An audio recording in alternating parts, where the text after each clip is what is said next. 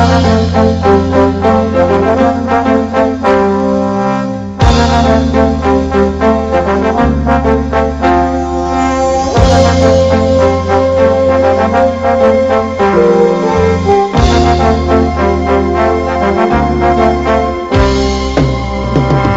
I'm Tracy, and welcome to this program on time management. There's probably no skill that's more closely correlated with success and achievement in every part of your life than the ability to manage your time well. It'll bring you to the attention of your superiors faster. It'll help you to get more done in a shorter period of time. It'll make you feel better about yourself. It'll lead to faster promotions, higher status, greater pay, and everything. And in the time that we have together, I'm going to share with you some of the methods, techniques, and ideas used by the most superior time managers, men and women in every area of endeavor in America. Time management is essential to your health as well. Not just your productivity, but you only feel good about yourself to the degree to which you feel you're in control of your time and your life. In fact, the major reason for stress in America is a feeling of being out of control, a feeling of having too much to do and too little time to do it in.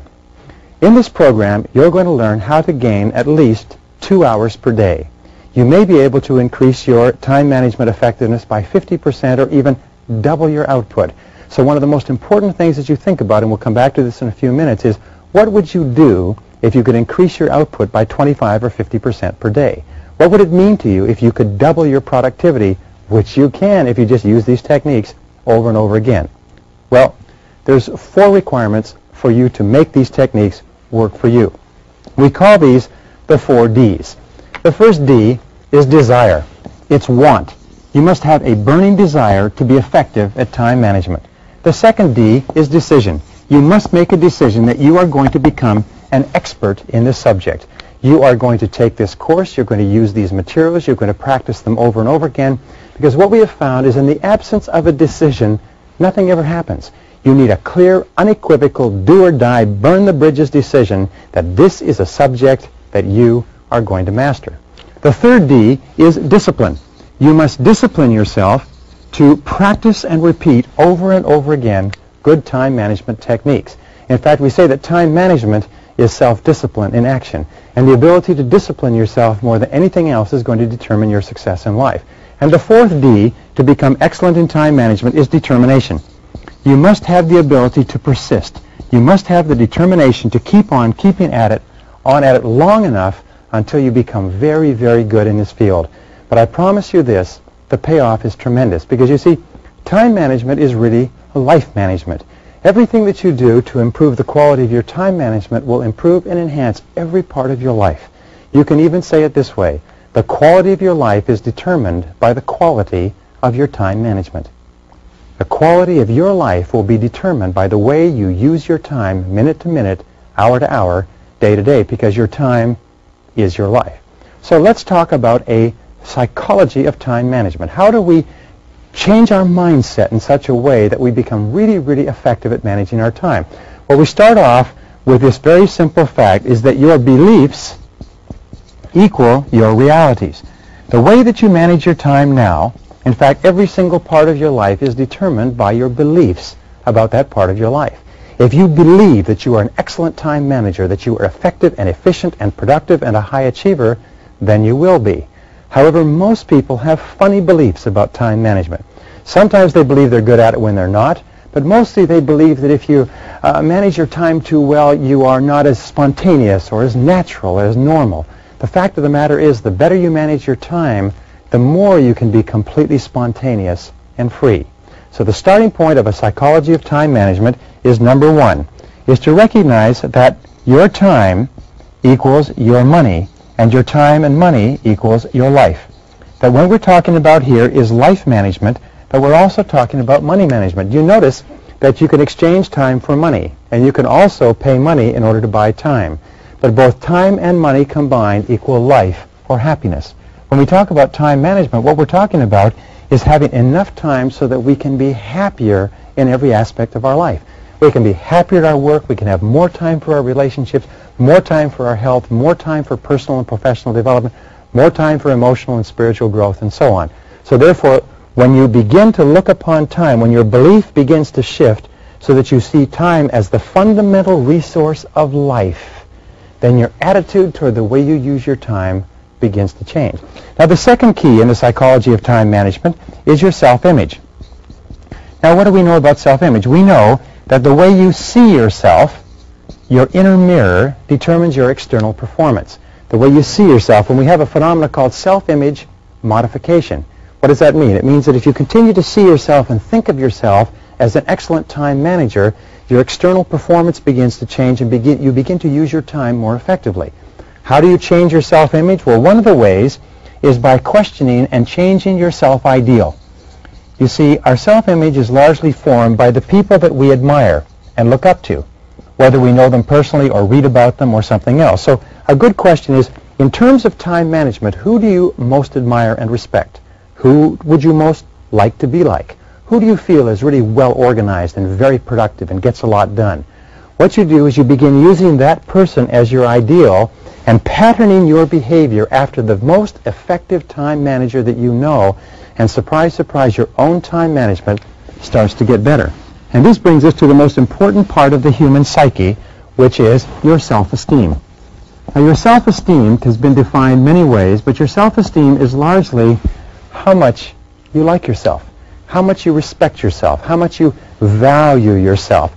And what we've determined is that underlying self-esteem is what is called self-efficacy. Self-efficacy means that you like yourself to the degree to which you feel you are effective at performing what's important to you. So every single act of time management where you feel more effective and more capable and more competent causes your self-esteem to go up. It causes you to like yourself more and makes you more effective, better, more personable, more relaxed, happier in every part of your life. So, again, the fourth key in the psychology of time management is to see yourself as a poor time manager. To start off with and say, imagine for right now that I am a poor time manager, that I'm not particularly good. And the reason for this is simply this. Many people, if they are convinced they already know something, make no effort to learn it. But if they're convinced that they don't know it and that there's an enormous amount to learn, they become hungry for knowledge. So imagine that you don't know very much about time management. Don't make the mistake that the unconscious incompetent does. This is the person who does not know and does not know that they do not know. This is a person who falls into the intelligence trap of the low performer. They convince themselves that they don't need to learn anything and they can't be taught anything. This is the truly hopeless case. So imagine you're a terrible time manager and that everything you're about to learn is vitally important to your success and your promotion. Number 5 key in the psychology is look upon time management as a vehicle. Time management is a vehicle. It's a tool. It gets you from where you are now in your life to where you want to go in the future. Do you want to increase your income? Do you want to increase your level of performance and output? Do you want to increase the quality of your life, your position, your status? Time management is how you get there. Remember, time management is life management. It's the way you use your time in your life that will determine where you are now, where you'll be in a week, a month, a year, where you'll end up. So look upon it as a vehicle. Look upon it as a calculator or a computer that you can learn to operate in order to get yourself to where you want to go faster and more efficiently. Number 6 is imagine that you can gain 2 hours per day. 2 hours per day will translate into roughly 10 hours per week, and 10 hours per week will translate roughly into about 500 hours per annum. Ask yourself what you would do with a 25% increase in your productivity and performance. What would you do with the time? You see, what we know is the more you are clear about how you would use the time you would save, the more likely it is that you will engage in the activities that allow you to save the time. What would you do with a 25% increase in your time? Some people write books. Some people dramatically increase their performance and their output in their chosen career. Some people are more effective in other things that they do. So first of all, decide why you want the time, and the more you want the time, the more intense your desire to get that time, the more likely it is that you'll learn the skills. Number 7, the key to your rewards in life, both tangible and intangible, is the level of your service. You will always be paid in direct proportion to the value of your service to other people. So one of the very smartest things you can do is to always think in terms of how you can increase the value of your service. Because if you increase the value of your service, you'll increase everything else. Number 8 is to remember the difference between failures and successes is simply this, is that successes are more productive. They use their time well. Failures work the same number of hours and sometimes even more hours, but you know what happens? Is they're not very productive. They work at low-value tasks. They get very little done. The fact of life is you'll always be paid for what you produce. If you want to earn more, achieve more, you must produce more. You must concentrate on what successful people do, which is producing things that are better and more valuable than others. Number 9 is what is called the factory model. Now, the factory model simply says that a factory has 3 parts. It has inputs, it has activities, and it has outputs. And your job is to produce outputs. You will always be paid for the quality plus the quantity of your outputs. And one of the most important questions to ask yourself all the time is, what outputs have I been hired to accomplish? The great majority of people get tied up in activities, and they spend all of their days engaging in activities, but they lose sight of the outputs. The most productive people in America are intensely focused on outputs. Number 10 is that the key to motivation, to feeling terrific about yourself, to having high energy, to having high self-esteem, to have a positive mental attitude, is achievement. It goes back to self-efficacy, but whenever you achieve something important, your motivation goes up. Now, what does this mean? It means working on low-value tasks, even if you complete them, gives you no bang for the buck. You only get motivation, you only get excitement and enthusiasm when you complete a high-value task. Think in terms of high value, because the psychological impact can be tremendous. Your most positive people are those who are producing and achieving at high levels. Remember that time management is a skill. It's a skill like anything else which is learnable. Just like you learned how to ride a bicycle or operate a computer or work a calculator or do mathematics, you can learn a time management skill by practice and repetition over and over again, and it'll serve you all the days of your life. By the way, one of the very best uses of time is to develop a skill that enables you to save time for months and even years. Number 12 is new habits of time management or anything else take about 21 days. So make the decision that you're not going to try to change the whole world, but as you go through this program, you're going to pick one time management habit at a time, and you're going to work on that until you have locked it in, and then another, and then another. So when you launch a new habit, launch strongly. Never allow exceptions. Keep at it over and over again until it's locked in, until you feel uncomfortable if you don't do it. Number 13 is to remember this, is that time management is your key to the future. It's your key to the future. Everything that you ever will be is determined by your ability to manage your time. Everything that you could ever want or dream of in life is going to be determined by how you utilize your time between now and there. Number 14, remember that time management, as we said before, is a discipline. Time management is a series of habits that require repetition and practice, and the ability to manage your time is a measure of self-control, self-mastery, self-discipline. It's a measure of your overall character. Every single act of self-discipline in managing your time better increases your ability to discipline yourself in every other area. Every single time management skill that you learn increases your ability to use other time management skills.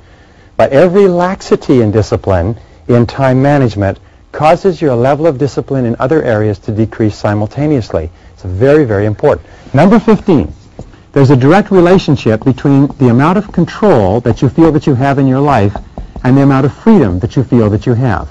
We have what we call the law of control, which says that you feel positive about yourself to the degree to which you feel you're in control of your own life. And you feel negative about yourself to the degree to which you feel you are out of control. We say that you have the same sense of freedom. The more you feel in control, the freer you feel, and the more is your positive mental attitude. You feel more positive about yourself to the degree to which you feel you're in control, and you feel negative, you have a negative mental attitude to the degree to which you feel you're out of control. And time management gives you control. Number 16, remember the only time you'll ever have is now. Don't worry about the past. Discard past labels with regard to time management. Focus on today, this hour, this minute, and manage your time now, and the future will take care of itself. Number 17, remember the key to leadership is 2 things. The first is performance. The key to leadership is the ability to get the job done. And the second part of leadership is results. Intense result orientation. Number 18, we're getting to the end, is set a good example. Imagine yourself as a role model for others. One of the very best ways to teach yourself time management is to look upon yourself as a role model. And number 19, remember this: the greatest motivator for becoming good at time management is that there are high payoffs involved. High payoffs in terms of earning more money, feeling more satisfied, being happier, having higher levels of self-esteem, feeling terrific about yourself, coming to the attention of your superiors. When you become excellent in time management, your future is literally guaranteed.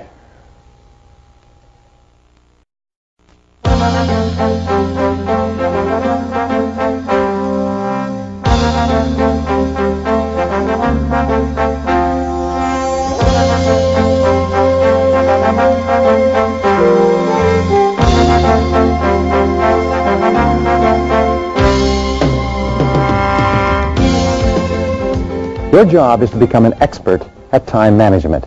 And to become an expert at time management means that you have to become excellent at setting very clear goals and objectives for every area of your personal and especially your work life.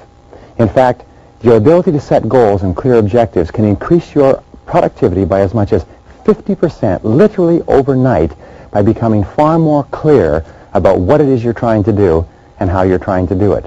We always encourage people to ask, what am I trying to do? How am I trying to do it? What am I trying to do? How am I trying to do it? And as many as 80% of people working today are not really clear about the answers to those two questions. In fact, if you ask what the major source of stress is in the American workplace, interviewing thousands of workers, it's not knowing what's expected. Not knowing what's expected. So your ability to set very clear goals and objectives for your work is going to have more of an effect on what you produce than anything you can imagine. In fact, the very worst waste of time is to do very well what need not be done at all. So we talk about goals and objectives. We start off with what we call MBO, or management by objectives. Now, management by objectives means that you keep yourself on track by working consistently toward accomplishing very clear, specific objectives that are fundamental to your success in your work and in your personal life. We start off by personal MBO, and we encourage you to set goals in 3 critical areas of your life. The 3 critical areas are, first of all, you need goals in your personal areas, your personal and family. These are your reasons why. Why are you doing what you're doing? Why are you working at what you're working? What's the purpose of your life? People who are the most productive in their work lives are perfectly clear about why they're doing what they do. Now, the second part of your goals, or the second type of goals, are what we call your career and your financial goals. And these are what we call the how. These are how you get from where you are to where you want to be. These are how you achieve what you want to accomplish. And the third type of goals that you have to set are your personal and professional development goals. These personal and professional development goals are the what. By learning the what, you learn how to do the how, and the how enables you to have the why. So when we talk about management by objectives, there are 4 keys to management by objective. For anything that you have to do, here's the 4. First is definition. What is it that you're trying to accomplish? What is it that you're trying to accomplish? Be very clear, and be clear on paper. Number 2 is a clear measure. How are you going to know that you've accomplished it? If you're setting objectives with someone else, or someone else is setting objectives with you, be very adamant. If you take a job, say, what do I have to do in order to get a raise, in order to get paid more money? The third is a plan. How are you going to get from where you are to where you want to go? And the fourth is very simple. What is your schedule? What is your timeline? Every goal must be time-bounded. Now, this brings us back to what we call your major definite purpose. Your major definite purpose is your most important number 1 goal. So in setting your life and organizing your life to manage by objectives, we say, first of all, ask yourself, what would I want to be, have, or do in every area of my life if I had unlimited time, unlimited money, unlimited resources? Create for yourself a dream list. Write down everything that you would want to be or have or do in the next 5 or 10 or 15, 20 years, or in your whole life. Then take and go over that list and say, what one great thing would I dare to dream if I knew I could not fail? What one great thing would I want to accomplish if I knew I could not fail? And make that your major definite purpose.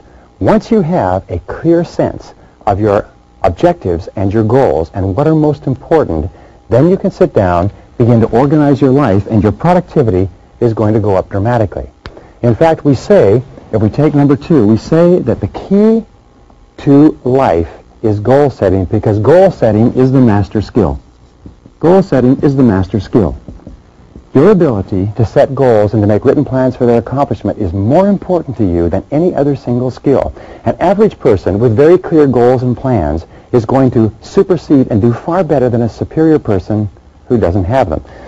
My wife has a sure-shot camera. Now, a sure-shot camera is beautiful in that it is calibrated so that when you aim it at something, it focuses automatically. A friend of mine who's a professional photographer and wins international prizes has a $10,000 Hasselblad.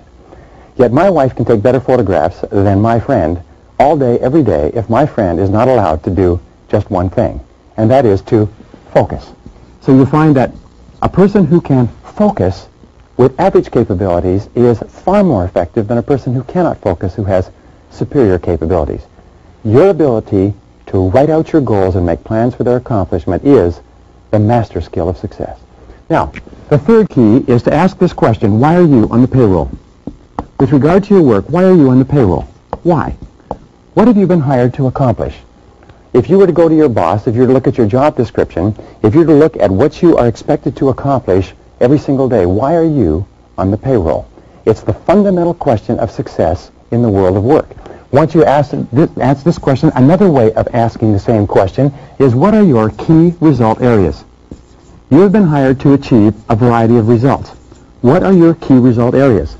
The ability to clearly establish key result areas is to look at all the things that you have to do and pick your number one key result area, your number two key result area, and so on, is the essence of high performance. So what are your key result areas?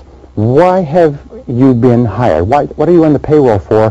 What can you and only you do that, if done really well, will make a real difference? Now, number 5 is, what are your core functions? Again, a part of managing by objectives and setting goals is to clearly define your core functions. Your core functions are the functions upon which everything else you do depends. If these are done extremely well, then everything else is secondary to it. For example, the core function of a salesperson may be seeing qualified prospects and making presentations. If the salesperson does that, then the sales, the orders, the implementation, the service, the revenues, everything else will take care of that. So ask yourself, what are my core functions? Because the natural tendency of most people is to focus on ancillary functions and become very busy engaged in activities and lose sight of their goals. And one of the most common mistakes of mankind is to forget what you originally started out to do and get sidetracked into other things of lesser importance. Now, the 6th thing is to ask yourself, what are your output responsibilities? What are your output responsibilities? What does that mean? That means, what outputs has your personal factory been put on the payroll to produce? What are the outputs that are expected of you? There are 4 ways that you define an output. The first is that it is under your control. An output is something that you can do, that you don't need anybody else's permission for, but you control the job totally. If you don't do it, it's not done. A second way that you can define an output is that it becomes an input for someone else. Every output is a completed job. We call this a completed staff function. In other words, when it's done, it goes from you to someone else, and someone else has to use it as part of their work or their life. The output of a factory may be a finished product. The output of a lawyer may be a completed brief. The output of an accountant may be a financial statement, and so on. The third is that an output is measurable. An objective third party can tell whether or not it has been accomplished. Someone can come along and say, yes, it's done, or no, it hasn't been done. So how would you measure your output responsibilities? And number 4, critically important, your success or lack of success in your work and your career is determined by the quality and quantity of your outputs. So we are on the payroll in every case to produce outputs that are under our control, that are measurable, that become an input for someone else, and which determine our success. Remember, we are not on the payroll to perform activities, to socialize, to get along, but to get the job done and to produce the most important key result areas. But the next question that you have to ask, question number 7, is, who are your customers? You see, we are all in the business of customer satisfaction. Robert W. Service said that everybody makes their living by selling something to someone. So who are your customers? And who do you have to satisfy in order to be promoted? You see, your customers are the people who determine your success or failure in your career. Sam Walton was once asked by a journalist, Wasn't it nice to be at the top of your corporation and not to have to worry about pleasing anybody else? And you know what he said? He said, you're wrong. He said, I have to please my customers every single day. He said, and there comes one walking through the door right now. And he pointed to someone walking through the door of a Walmart store. He said, that's the person I work for. That's my boss. That's the customer, the satisfaction of whom determines everything that happens to me. Now, principle number 8 is what do we call a 6-step method of setting goals. And it's very, very simple, but it's simply this. Step number 1 is to write out all the goals you can think of. What are all the things that you want to do? Step number 2 is to set priorities. Of all these goals, which are most important? Step number 3 is to write out and create plans for accomplishing your most important goals. Step number 4 is to set priorities on your plans and activities. Step number 5 is to schedule your plans, decide what you're going to do and when, and step number 6 is to implement, is to get busy. Now, this seems very simple, but the very act of doing this can change your whole life and your whole career. Every single person needs a series of goals. You need 10-year goals. You need 5-year goals. You need 3-year goals. You need 1-year goals, and you need 6-month goals. You even need lifetime goals. You need goals that organize every part of your life. One of the great exercises in life is to write your own obituary and ask yourself where you want to be in 3, 5, 10 years, or what do you want to be read over your grave? What kind of a person do you want to become? Sometimes people say, well, I can't set goals like this because they're too big or they're too challenging or they're too impossible. But here's the question. Is what one great thing would you dare to dream if you knew you could not fail? There are no such thing as unrealistic goals, only unrealistic time frames. Now, number 10 is ask yourself, what are the obstacles that stand between you and your goals? What are the obstacles that stand between you and your goals? What is stopping you from getting from where you are to where you want to go? And what is the number 1 obstacle? What is the biggest single obstacle, and what could you do starting today to remove it? Number 11 is what people do you need to work with to achieve your goal? Whose cooperation do you require in order to accomplish your goal, and what's in it for them? Who are the most important people? The members of your family, the members of your company, the people you work with, your boss, and so on. But who are the people whose cooperation you require? And the 12th question is, what additional knowledge do you require in order to achieve your goal? What knowledge, what skills, what information, and what is the number 1 knowledge, skills, and information that you require in order to get from where you are to where you want to go? So this is it. Decide what you want. Decide the obstacle stopping you from getting it. Decide the people whose help you require. Decide the additional knowledge you need, and then schedule and implement. Number 13 is ask yourself, what is the limiting step between you and your goal? The limiting step also becomes a goal because this is what determines the speed at which you achieve your goal. This is the choke point. This is the critical factor that is the bottleneck between you and wherever it is you want to go. So what is your limiting step between where you are and where you want to be? Number 14 is the need for clarity. Now, here's an important point, is the more clear you are about your goals and objectives, the easier it is for you to accomplish them. The more clear you are about what you want, the more clear your mental pictures of reality, the more likely it is that you will move step by step from where you are to where you want to go. Clarity enables you to visualize. And we know that all really successful men and women are capable of seeing the goal clearly in their mind before they realize it. The more time that you spend writing out your goal or your objective and clearly describing it, especially describing what it will look like when it's complete, the more likely it is that you will achieve it.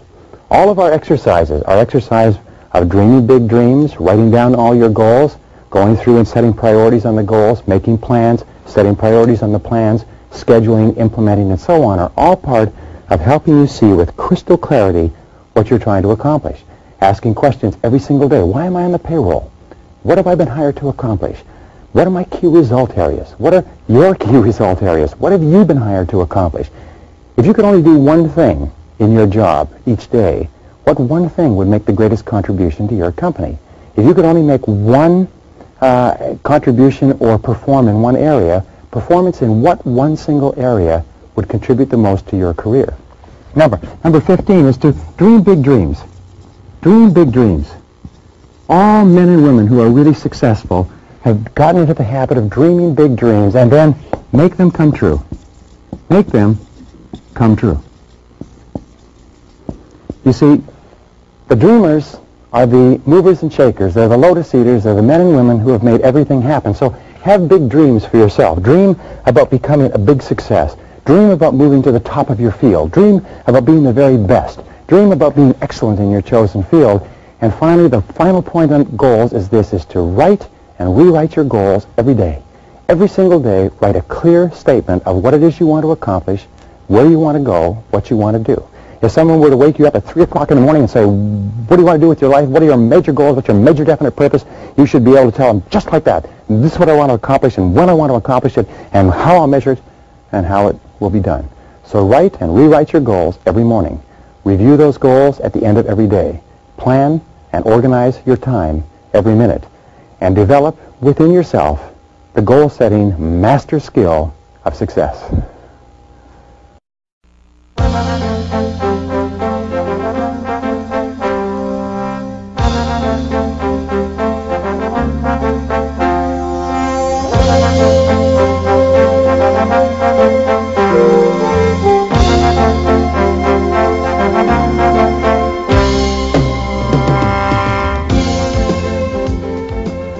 Once you have clear goals and priorities organized in order of importance, your ability to set priorities and to stick to those priorities is absolutely essential to your personal and professional effectiveness. In this session, we're going to talk about the key ideas and rules that you can use in order to set priorities and to get more done. Recently, in a study of 104 chief executive officers, they asked them what were the qualities that would be most likely to put a young person onto the fast track in his or her career. And the number one quality agreed to by more than 85% of the executives was the ability to set priorities, the ability to select the relevant from the irrelevant. And I've discussed this with thousands of managers over time, and you know what I found out is they all say the same thing. The biggest source of frustration is people who are not working on the most important use of their time. So let's talk about some of the keys to setting priorities. Key number one is what is called the 80-20 rule. Now everybody's heard about the 80-20 rule. It's called the Pareto principle. It was developed by an Italian economist named Vilfredo Pareto in 1895, and what he discovered is over a large enough number of samples that 20% of what you do accounts for 80% of your results. 20% of your customers account for 80% of your sales. 20% of your products account for 80% of your profits. 20% of your transactions require 80% of the time involved. So the 80-20 rule says to Pareto everything, is to always be looking at what you have to do and say, what are the 20% of the things that I do that are most important to my success, both in the short term and in the long term? Look at your whole company. Look at all of your activities. What are the 20% of the things that you do that give you the greatest bang for the buck? Now, the second key to setting priorities is to distinguish between the urgent and the important. Now, this is one of the most important of all concepts, and it simply says this, is that there are 4 different types of things that you do on a daily basis, and you can divide them into 4 quadrants. If you take these 4 quadrants, you find that there are things that are urgent and things that are not urgent, and there are things that are important and things that are not important. Now, the first quadrant is quadrant 1. These are the things that are both urgent and important. Telephones ringing, people coming in, mail, temporary crisis, problems, interruptions, and so on. Most people spend most of their time working in the area of the urgent and apparently immediately important. The second quadrant are the things that are important but not urgent. The third area are the things that are urgent but not important. For instance, somebody calling you, but it's not a particularly important thing. And the fourth area are the things that are neither urgent nor important. What is it that the average person does and that you have to get free of? Well, they work in quadrant number 1 all the time because these are pressing. When they get caught up with quadrant number 1, they drop to quadrant number 3, and they do what is urgent but not important. If they get caught up with quadrant number 3, they relax and pay themselves off by doing things in quadrant number 4, things that are neither urgent nor important. However, it is in working more in quadrant 2, doing the things that are important to your career and to your life, but which are not particularly urgent, that you can increase your effectiveness dramatically. These are working on your personal and professional skills, spending time with your family, working on long-term reports, upgrading your abilities, and so on. The things that are important but not urgent are the most vital things to your long-term future. So a critical part of setting priorities is to ask yourself, what are the important things that I have to do but which are not urgent? Because remember this, important but not urgent will eventually be very urgent, and sometimes it will be too late. The third key to setting priorities is to ask yourself, what are your personal values? One of the things that we know is you always have to be working at goals that are congruent with your values. So when we talked about goals, we talked about what are your most important goals. With regard to values and priorities, you have to say, what is most important to me? What do I believe in? What do I stand for? Why am I doing what I'm doing? And you'll find that high performance comes when your goals and your values are congruent, and low performance comes when your goals and your values clash with each other, when you're working at something that is inconsistent with what is really important. And this brings us to number 4 key in priorities. What are your unique strengths? Again, when we look at the most effective men and women in our society, we find that every one of them has taken the time to think through what they are particularly good at. What are you particularly good at? What are the strengths and abilities that have led to your success in life to date? What is it that you do easy that comes difficult to other people? What are you especially good at doing? Leaders are those who deploy themselves carefully, and they only work in areas where they can employ their unique strengths to their highest levels of excellence and distinction. So question number 5 is, looking around you, what are you better at than other people? Of all the things you do, what are you better at? What are you really good at doing? Where do you make a significant contribution in your work? And where could you become better in order to make an even greater contribution to accelerate your career even faster? Now, number 6 is what we call your area of mastery. You have to ask yourself this: what is it that you can become really outstanding doing? One of the things we know is that high-performing men and women are very, very good at one or a few things, and they do more and more of those, and mastery, competence, leads to high productivity. What is a top priority with regard to the spending of your time? I'll tell you what it is. It's spending time becoming better at the things that are most important that you do. Spending time learning how to be really, really good at the critical things you do can lead to payoffs that are absolutely extraordinary. Remember, the top 1 or 2 or 3% earn 5 or 10 or 20 times the average because they're very, very good at a couple of things. So one of the ways that you set priorities, saying, what could I become really good at? Number 7 is ask, what are your high-value activities? What are your high-value activities? What are the things that you and only you do in your area of operation, your work, your responsibilities, that really contribute high payoff to your company? Your high-value activities are the answers to the question, why am I on the payroll? What have I been hired to accomplish? What are my key result areas? And here's an important point. Never give in to the temptation to do small things first. Never give in to the temptation to clear up little things when you still have valuable things to do. Number 8 is, how do you use the ABCDE system in order to dramatically increase your ability to produce? Well, the ABCDE system is taught in all time management courses and basically says this, is that your A jobs are your must jobs. There's serious negative consequences if you don't do these things. Your B tasks are your should jobs. They're important, but the negative consequences for doing them are not that serious. Your C jobs are the things that are nice to do. And we have a concept called completion by deletion. Completion by deletion means delete the things that are nice to do so you have more time to work on the A's and B's. The D tasks are the tasks that you delegate, and the E tasks are the tasks that you eliminate. Now, eliminating tasks is one of the fastest ways to increase your productivity. So you ask yourself, what are the things you can eliminate? What are the things you can delegate? What are the things you can delete? And you'll find that your A task will almost invariably be the 20% of things that will account for 80% of what you do. Number 9, and this is the key question in time management. Always ask yourself, what is the most valuable use of my time right now? What is the most valuable use of your time right now? Most important question in time management. It keeps you on track, keeps you working steadily in the direction of your highest capability to perform. Keep asking, what's the most valuable use of my time right now? Then do only that thing. This brings us to priority setting idea number 10 is do the right things rather than doing things right. As we said before, the very worst thing in the world is to do very well what need not be done at all. And if it's not worth doing, it's not worth doing right. So do the right things. How do you do the right things? You go through this process and you keep asking yourself, what are the things that I must do? What are the things that have the greatest possible consequences? What are the things that account for the 80% of the value of the things that I do? And do the right things rather than the fun things, the easy things, the convenient things. Key number 11 to setting priorities is to do first things first. And stay with those things until they're complete. Do first things first. And stay with those things until they're complete. Do first things first and second things not at all. Now, the 12th key to setting priorities is the quality of courage.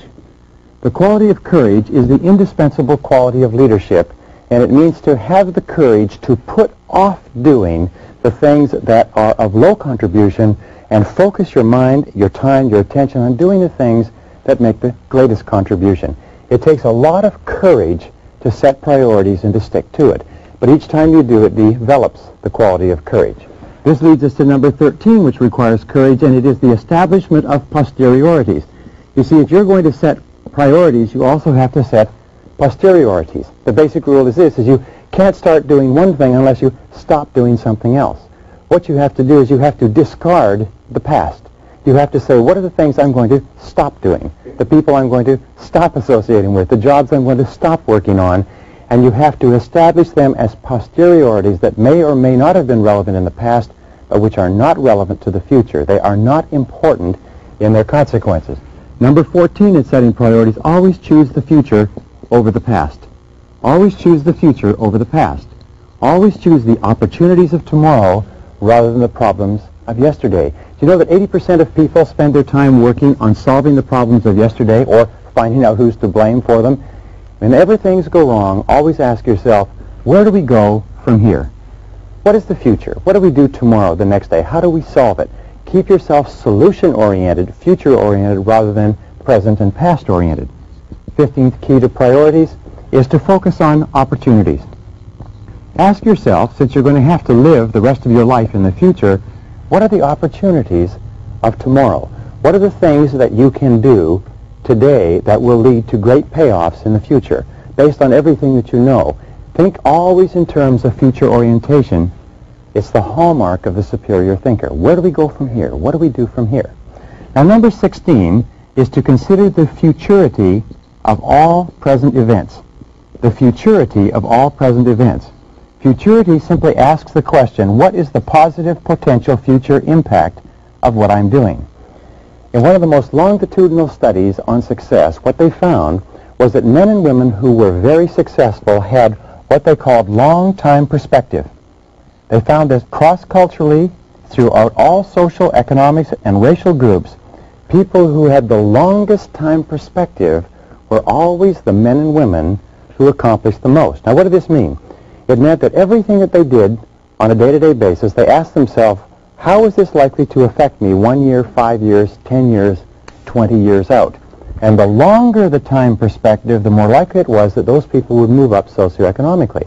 They also found that people who had short time perspective, people who were only thinking about how these things would affect them today, people, if you like, were always looking for the things that were fun and easy rather than the things that were long-term and required tremendous discipline and were hard but had long payoffs. The people who concentrated on the short term were always the least successful people. The people with the long time perspective were the most successful. Remember, success, by the way, is an attitude. And the critical attitude that you need to develop to be a great success in your life is to think in terms of the long term. Practice delayed gratification. Work hard today in order to enjoy the benefits tomorrow. And one of the ways of setting priorities is saying, what is the most important use of my time right now with regard to the long term, and then do that. Number 17, remember this, there's always enough time to do the important things. We say there's never enough time to do it right, but there's always enough time to do it over.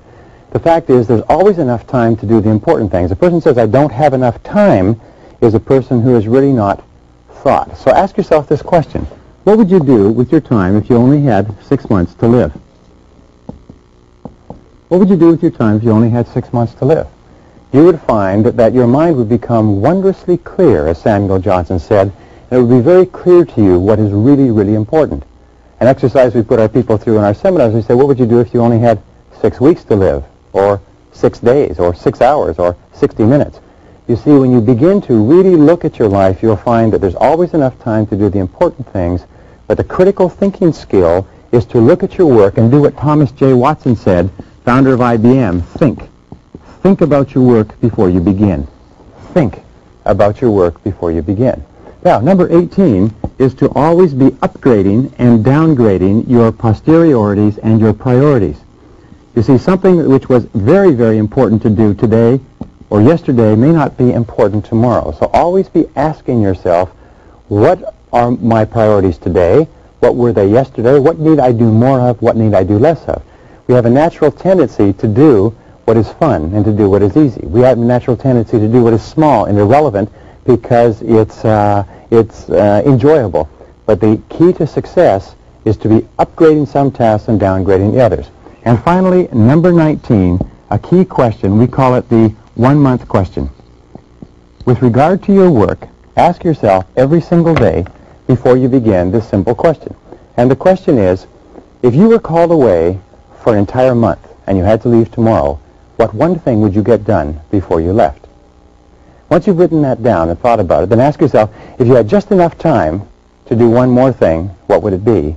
And then write down that. And if you do this, you'll be working on your top priorities all.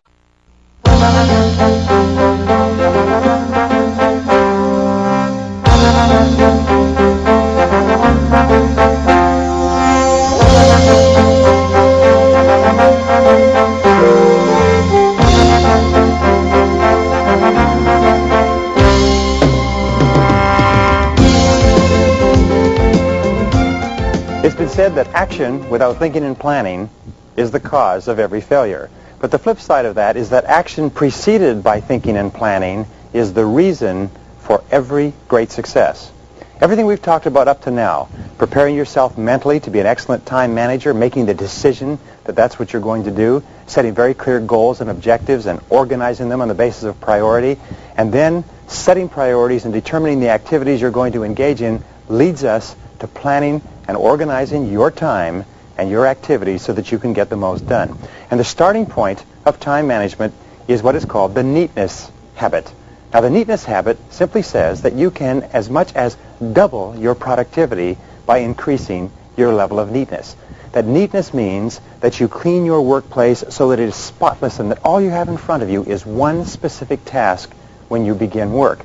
In fact, there have been lots of studies done on the subject of neatness, and over again we come back to the fact that neatness gives you self-esteem, it gives you a feeling of personal pride, it makes you look effective, it makes people see you as effective, it improves your self-image, and increases your output.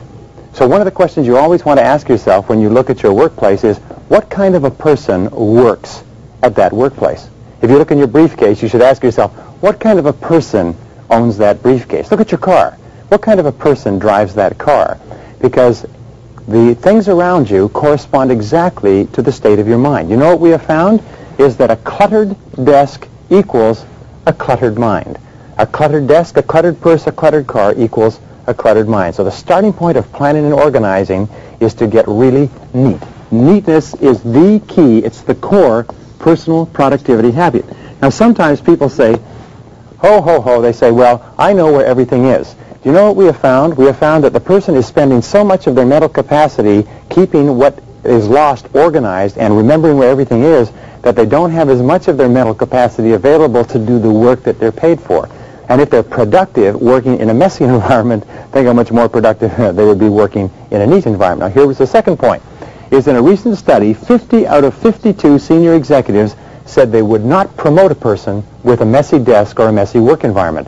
They said that they would not even give that person important responsibilities because they would not trust the person to do the job well. In fact, the tendency to work in a messy work environment can actually sabotage your profession because it holds you back from getting the opportunities that you need to be really successful. So, here is a rule. The rule in personal neatness is when you're done, put it away. Whenever you're done with anything, put it away.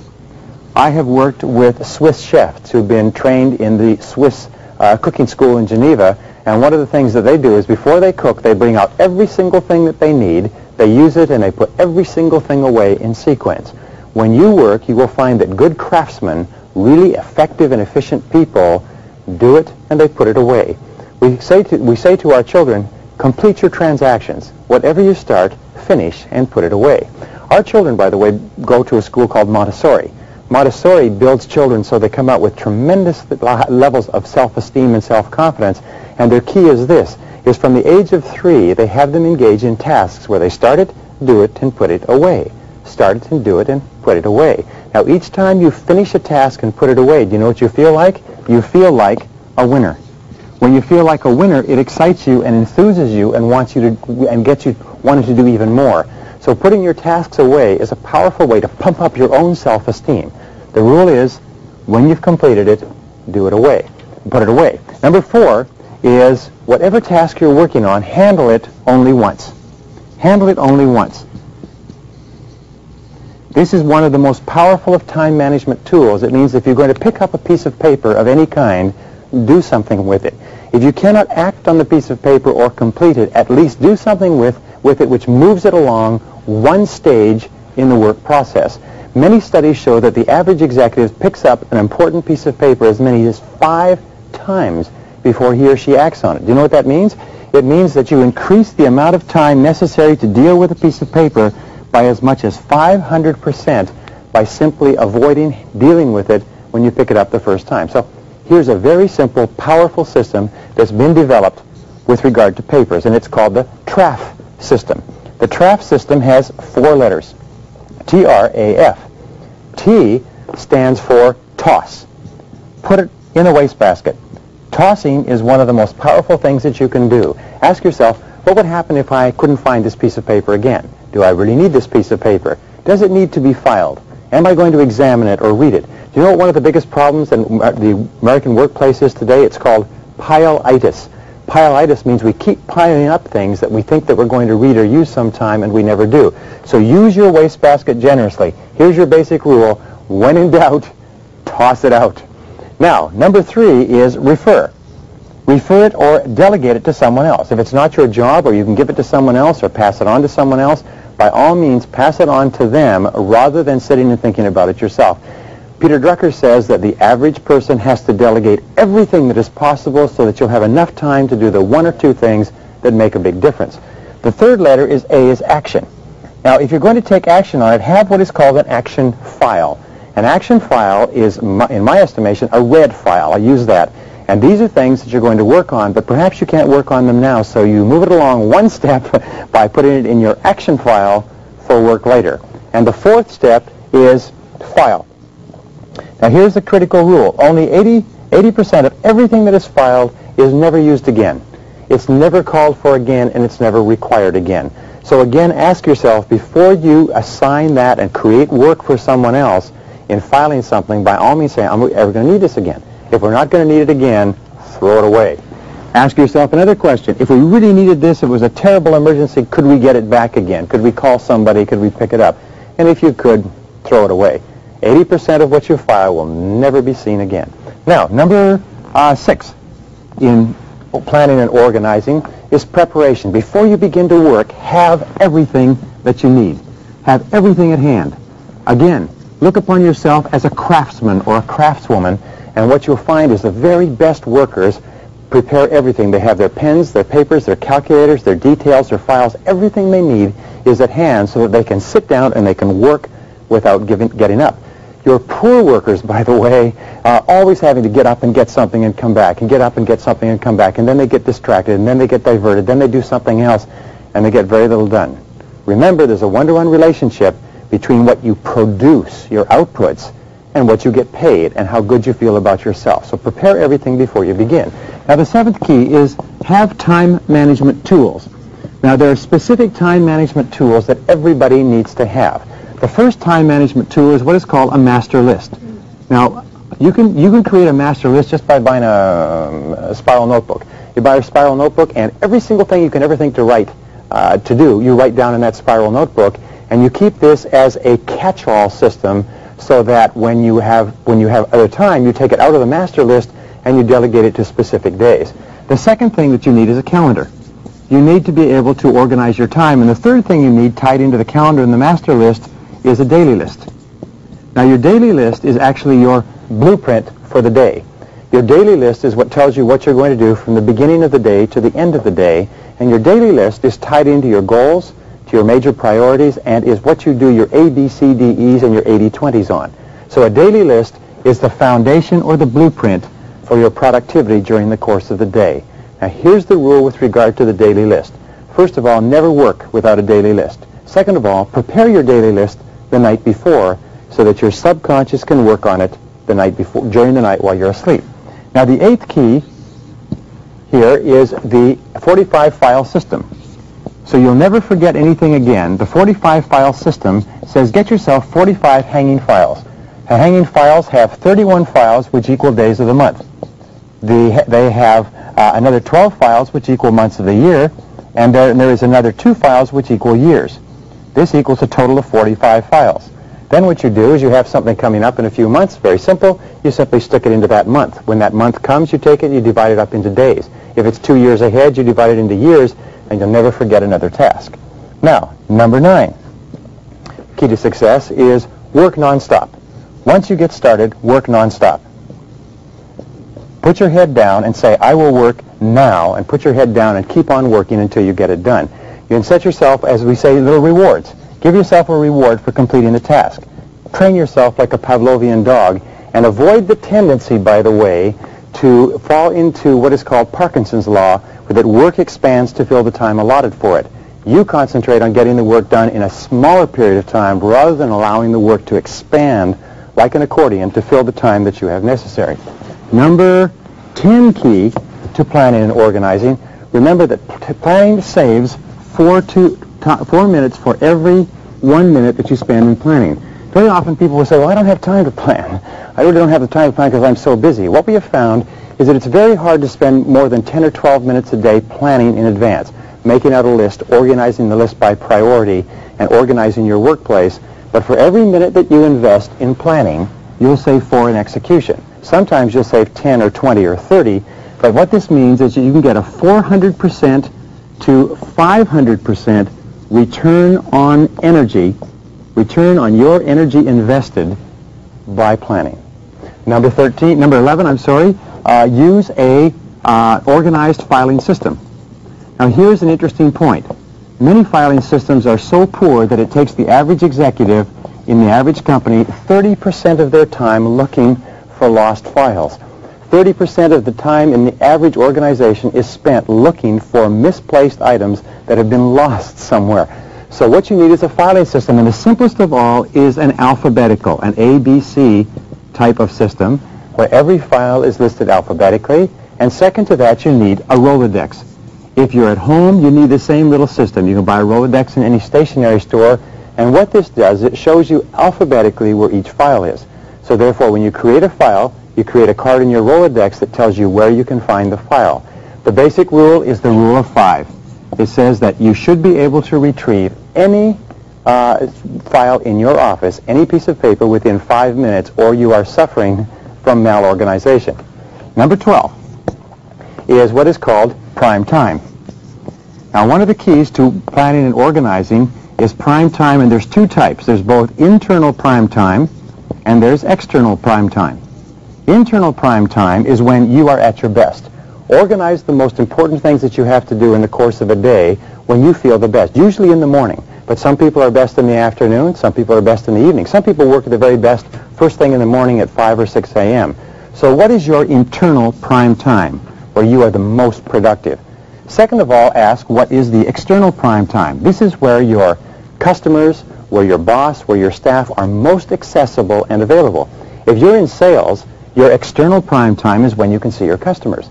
If you are in any particular profession where your customers are accustomed to seeing you at a certain time, this is your external prime time that you need to plan and organize your life around. But see if you can't coordinate both your internal and your external prime time. Number 13 idea is what is called your to-do list. Now, we talked about the daily list, and this is just a slight expansion on it, but what it says is this, is that people who work from lists are 25% more productive than people who do not work from lists. Never do anything without writing it down on your to-do list. If you're going to go shopping, make a list. If you're going to go to the office, make a list. The most productive time managers in America are inveterate list makers. Make it to the point where people make fun of you, but always be working from a to-do list. Never start work, even on your action file or anything else, without making a list first, organizing the list, and starting on the most important item in the list. Number 14 idea is what is called the 30% rule. The 30% rule is always allow yourself 30% more time than you expect for any task. You'll find that very productive people are not people who are in a panic or working very hard. They are people who have allowed themselves enough time to do the job and to do it right. Never plan your appointments back-to-back, one after another. Estimate how much time it will take you, and then give yourself 30% more. You'll be amazed at how much more productive you are. Number 15, remember this, is that planning reduces stress. One of the greatest problems that we have in the workplace today is stress, and the primary reason is because we feel out of control of our work and out of control of our environment. Remember, the very best way to get yourself into control is to plan and organize your work in advance.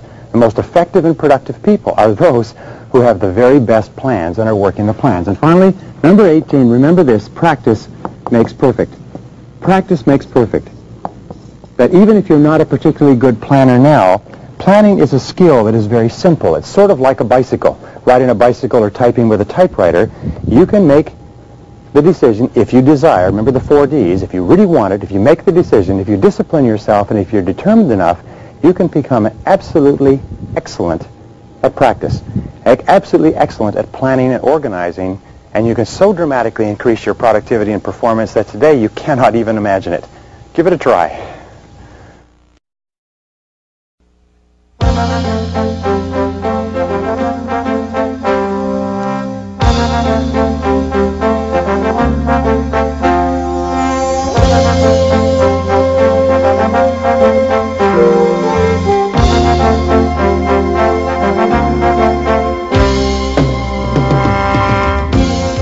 If you really want to be successful, if you really want to go all the way to the top in your profession, then you need to develop the ability to get results.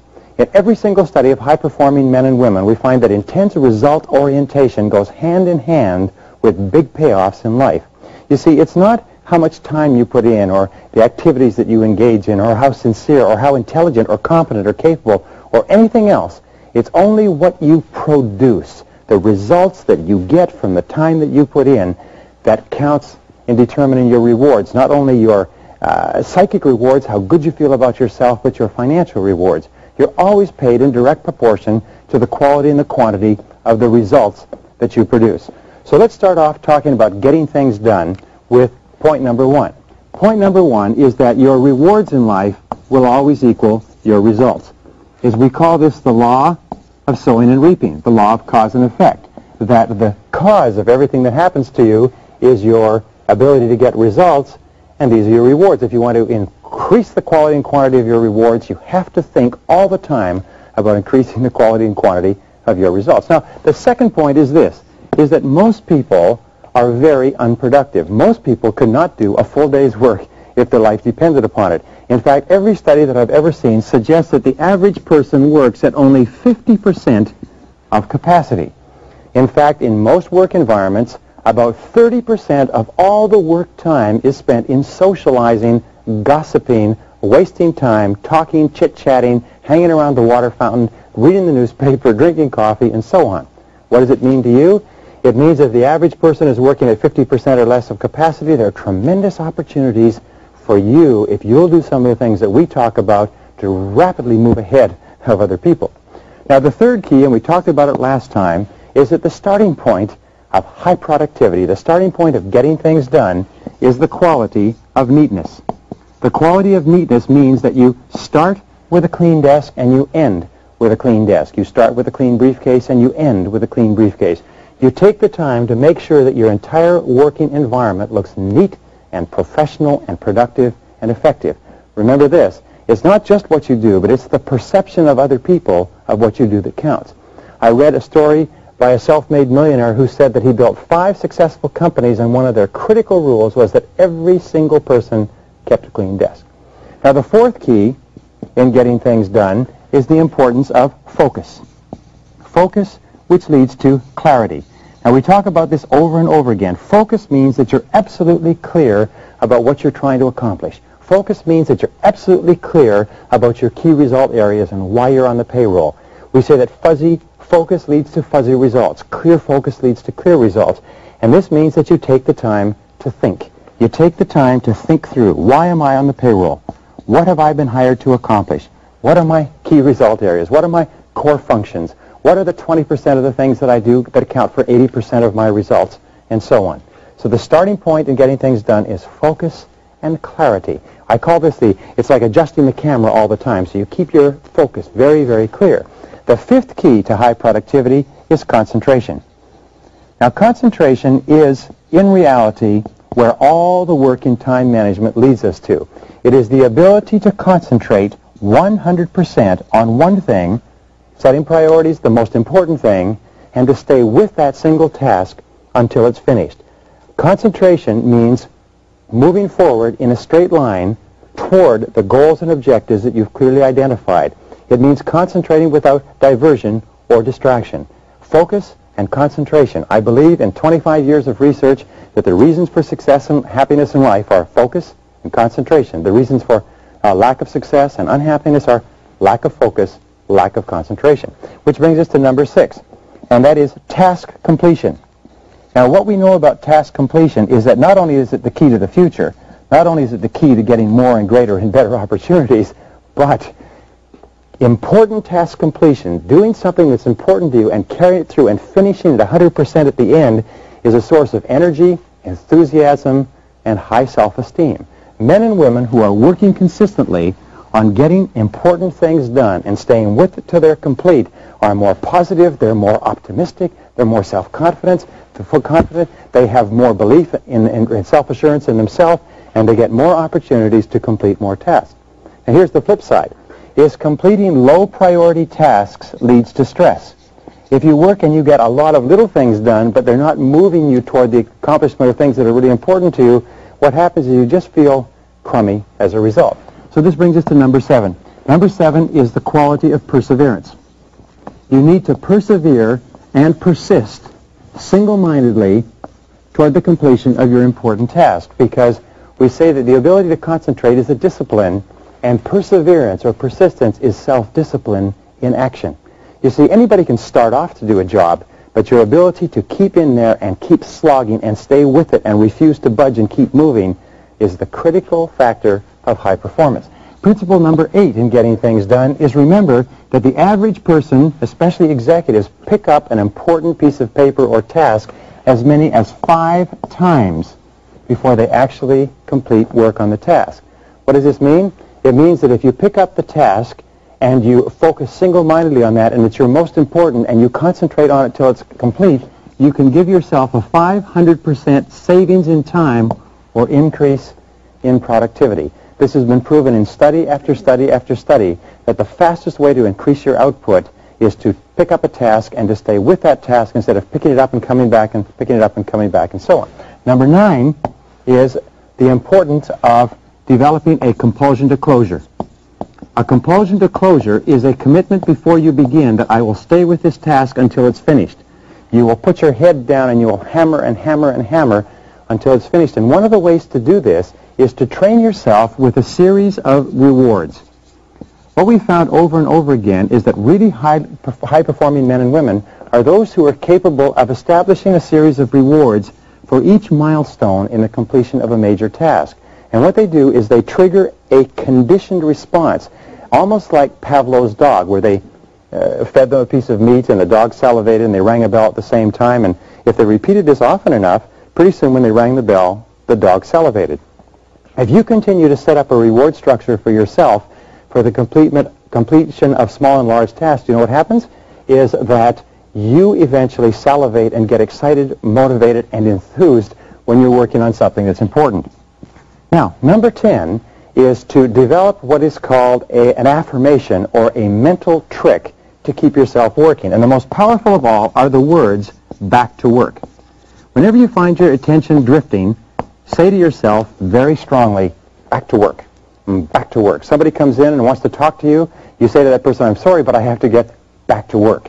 and your boss comes in, you say, boss, I'd like to spend a lot of time talking, but I have to get back to work. Get to be known as the person, little Mr. or Mrs. Back to Work. Because the thing is, when you keep repeating back to work, back to work, back to work, you program those words into your subconscious mind, and they actually activate and push you forward and get you back into the job rather than diverting your attention to doing something that's fun and easy. Now, the 11th key to getting things done is terribly important. It's called chunks of time. Is to do important tasks, especially the important tasks which are not particularly urgent, the tasks that can contribute the very most to your long-term future, you need chunks of unbroken, sustained time. Any decision involving other people requires a lot of time and thought and discussion. Any proposal, any report, learning any critical subject, gathering information requires chunks of time, minimum of 60 to 90-minute chunks of time. Now, successful men and women are those who structure their days so that they get these chunks of time. And in my experience, let me give you 4 ideas that you can use. Number 1 is come in early in the morning, or number 2 is to stay at home early in the morning. Get up at 5 or 6 and work for an hour, hour and a half, 2 hours. Come in early before anybody else. Work at lunchtime. When everybody goes out for lunch, the office becomes quiet, close your door, put your head down, and work. People in my office and people in other offices will often take do not disturb signs and hang them on the wall or hang them on their doors, and what they will say is do not disturb, and they'll take a quiet time of an hour to 2 hours in the morning and perhaps also in the afternoon. The next, is probably the 5th chunk of time that you can get, is stay after work and work for a couple of hours. Remember, 1 unbroken hour is worth 3 hours in a work environment with interruptions. So if you can break yourself 1-hour chunks here and there, you can dramatically increase your productivity. Number 12, develop the body language of high productivity. What we have found is that there is a certain physiology. In other words, if you sit up straight and erect and strong and clear-eyed and move forward on your chair and sit up to your desk with your back straight, it's very hard not to be productive. But if you lean back, if you slump down, if you put up your feet, you find your whole body relaxing too. So develop and maintain the body language or physiology of high performance. Number 13 key to getting things done is called single handling. Now, single handling is probably one of the most important time management techniques ever developed. It simply says that when you pick up a task, don't pick it up unless you're ready to stay with it and to work on it until it's finished. And once you pick it up, discipline yourself, force yourself to stay at that task and stay at that task and keep at it until the task is done. In fact, the studies show that you will increase your overall output and productivity by 50% the very day that you begin adamantly single-handling every single task.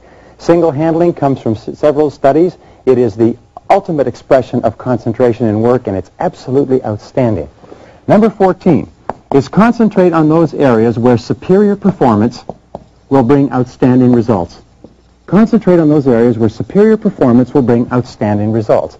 Concentrate on those areas where you can really make a difference. Ask yourself this question: what can I, and only I, do that if done really well will make an extraordinary contribution? Ask yourself, what can I and only I do that if done really well will make an extraordinary contribution to my work, to my life, to my company, to my health, to my happiness, to my future, to my finances? But always concentrate on the 1 or 2 small areas where if you do a terrific job, it makes a tremendous difference. We say in marketing, fish for whales. If you're in marketing or sales, ask yourself, what customers, if we could get them, what sales, if we could get them, would make an extraordinary difference to the success of our companies. And concentrate on the whales, the areas of greatest opportunity and possibility in your work and personal life. The 15th key is concentration of power. Now, concentration of power is an expression that comes from military terms, and it also comes from time management. It's also called the principle of the mass. And what it says is that you take all of your resources and you put all your resources together and you concentrate them single-mindedly on a single point. In fact, you'll find that every extraordinary achievement in the history of mankind has come about as the result of an individual or group of individuals being able to concentrate their powers into the critical point that makes all the difference. So concentration of power is a habit of mind. Where and in what way can you concentrate your power to achieve the very most? Number 16 is always concentrate on strengths.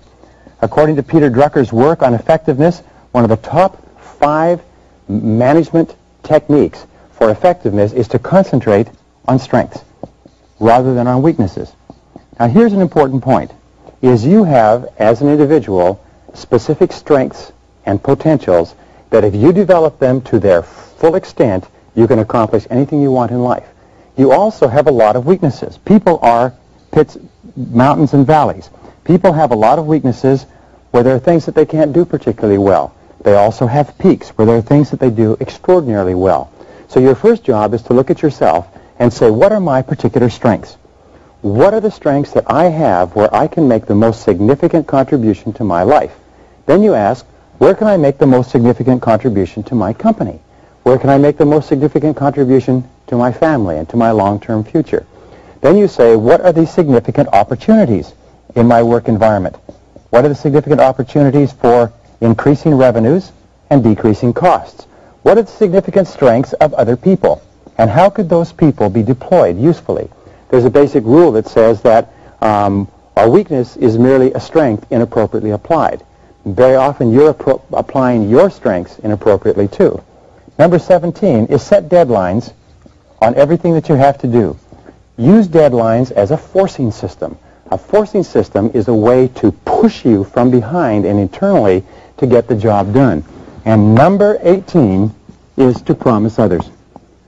One of the ways that you can motivate yourself to concentrate single-mindedly on one thing at a time is once you've decided to do an important project and you've decided it's the most important of all projects, then write it down, make a plan for its accomplishment, and then promise the significant people in your life that you will have this job done on time by a certain day.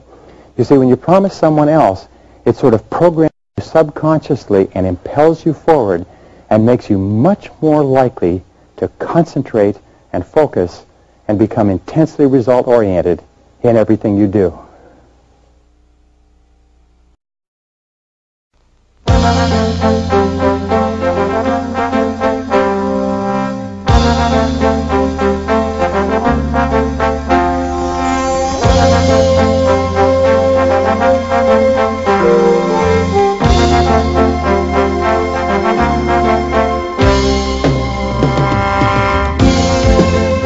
The more experienced you become in your job and the more effective you become at time management, the more likely it is that you're going to be assigned multi-task projects.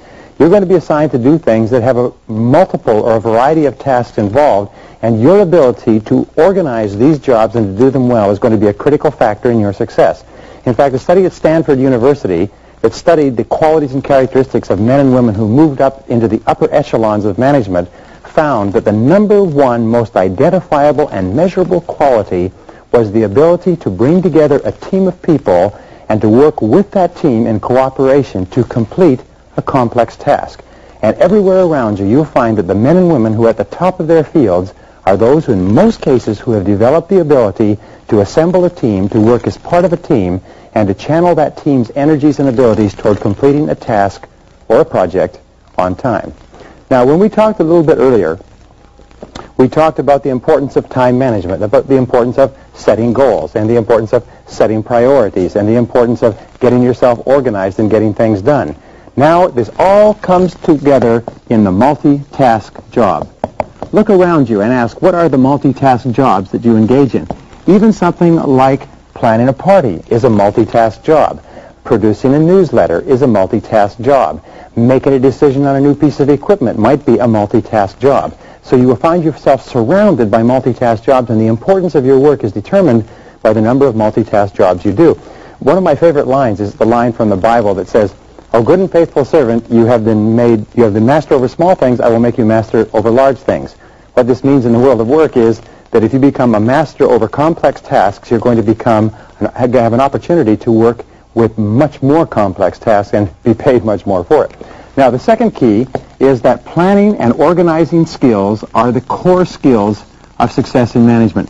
The ability to plan and organize your own work, then to plan and organize the work of one more and two more and several other people is absolutely essential to your success. And your ability to plan and organize effectively and well all comes to bear in these complex tasks. So here's how you perform a complex task. Here are the basic rules.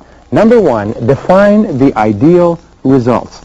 Define the ideal results. Ask yourself, if we performed this task to distinction, what would the result look like? What would the result accomplish?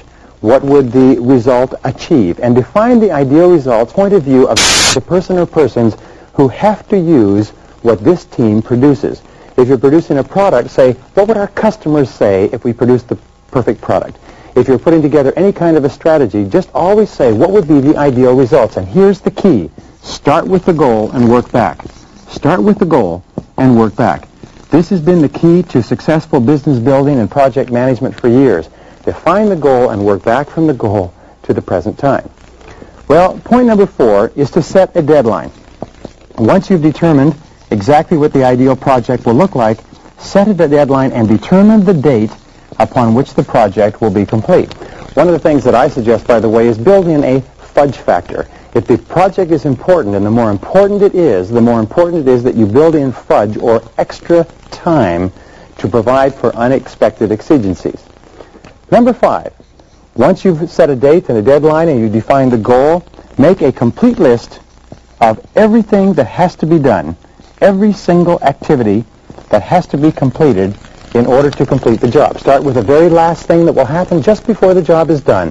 What's the second to the last thing? What's the third to the last thing? And work all the way back to the present day to work out a complete list of every single activity so that you have a roadmap.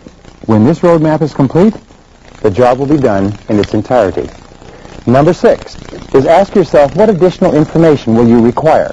What is it that you don't know right now? And make getting that information a task. Put it down as a task, as one of the things that has to be done. Also, when you put it down as a task, you will assign a timeline to that task, and you will design your entire project so that getting that piece of information becomes a critical part of it. Number 7 is determine your limiting step. Now, the limiting step concept we talked about a little bit earlier. I want to talk about it again. It's called your choke point. The choke point has one simple definition. It determines the speed at which you get from where you are to where you want to go. So ask yourself, what is the limiting step that determines the speed at which we complete this project? What is the limiting step that determines how fast we get from where we are to where we want to go? What part of the project takes the longest? Very often, the part of the project that takes the longest becomes the determining factor in how long it will take to finish the whole project. So ask yourself, what is our limiting step? And then ask yourself, what can we do to alleviate this limiting step? Is there anything that we can do to speed things up? Very often, you will find shortcuts, you will find time-saving devices, you will find established methods and principles, and so on, but the limiting step becomes the critical factor, not only in determining the deadline, but in determining how capable and competent you appear to others when it comes time to saying that we'll have this job done by a certain time. You can't go back and say afterwards, well, I didn't know it would take this long because, unfortunately, you just look foolish. All right, number 8. There are 2 ways to organize a multitask project. The first way to organize the project is what is called sequential, the sequential way. Now, the sequential way is when there are several jobs within the multitask project that can be done in order. First one can be done, and then the second can be done, and the third can be done, so that each of them are sequential, but each of them requires that the previous one be done first. For instance, someone has to write something, someone has to edit it, someone has to typeset it, someone has to do layout with it, and so on. So therefore, the writing would come first, then the editing, and then the typesetting, then the layout, and so on. Now, the other way that you can organize a project is parallel. There are many tasks that can be done at the same time. There are many tasks where you can begin working on one part, someone else can begin working on another, and you can work on several tasks on a parallel basis. Let me give you a very simple example of a project management chart. Very important way of thinking. Across the top of every project management chart is time. Now, the time may be days, the time may be weeks, months, years, it doesn't matter. Down the side, you have tasks. Now, these are the things that have to be done. So what you do is you lay them out in a chart like this, and let's say you lay it out over a period of 4 months. And here you have 4 months, and the months are January, February, March, and April. you have worked back and determined that it takes you 4 months to do the job. So here you have completion. Completion is at this point. You then work the task back, and you can find that these are the different things that have to be done over the course of this particular task. When this is done, this can be done at the same time. When this is this way far along, this can begin. These two can work parallel. Some cannot be started until others are done, and so on. But by laying it out like this, suddenly you have a perfect picture of what is necessary to be effective in completing this task. Now, the 10th critical point, once you have this organization chart, is to assign and delegate.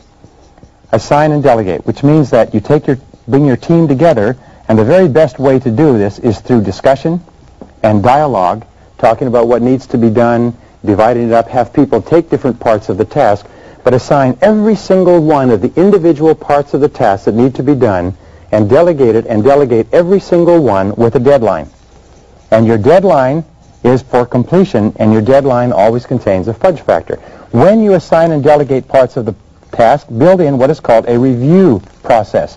That means time and place where you will check and see how well they're doing. It may be once a week, it may be every Wednesday, it may be every 2 weeks, but a review process is absolutely essential. If the project is worth doing, it's worth reviewing on a regular basis. Number 12, the key to successful project management, and many people say that this is the crux of it, is ask yourself, what could go wrong? What could possibly go wrong? What are all the things that can possibly go wrong? Now, here's where you have to take into consideration Murphy's Laws. There are 5 Murphy's Laws. You're familiar with the first 2. The first of Murphy's Law says that whatever can possibly go wrong will go wrong, and that will be true in a project. The second is that of all the things that can possibly go wrong, the worst possible thing will go wrong. So you ask, what's the worst possible thing that can go wrong here? The third of Murphy's Law says no matter how much time you allocate, it takes longer than you plan. The fourth is no matter how much money you allocate, it costs more than you expected. And the fifth of Murphy's Laws is before you do anything, you have to do something else first. So take those 5 laws into consideration when planning, and never expect to violate the laws, because that will just lead to foolishness and embarrassment. Remember, your success is determined by how well you do these projects.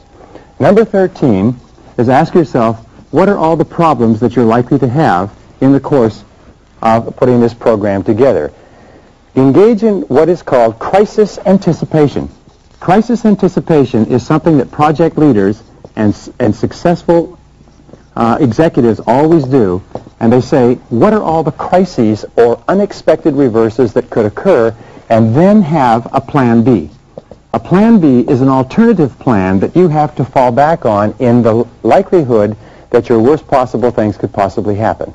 Always be ready with a plan B. The most successful men and women alive are those who have already developed an alternative before the rubber hits the road, before the vehicle hits the wall, if you like.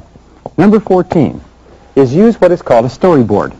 Now, a storyboard is a visual representation of a particular project that was developed by the Walt Disney Corporation, and it's absolutely an outstanding way of increasing your effectiveness. Take a large board. You can use a cork board. You can use a visual board. What I have found is you can now use stick-on notes as part of storyboarding, and take what is called and put a header. And the header is the name of the project.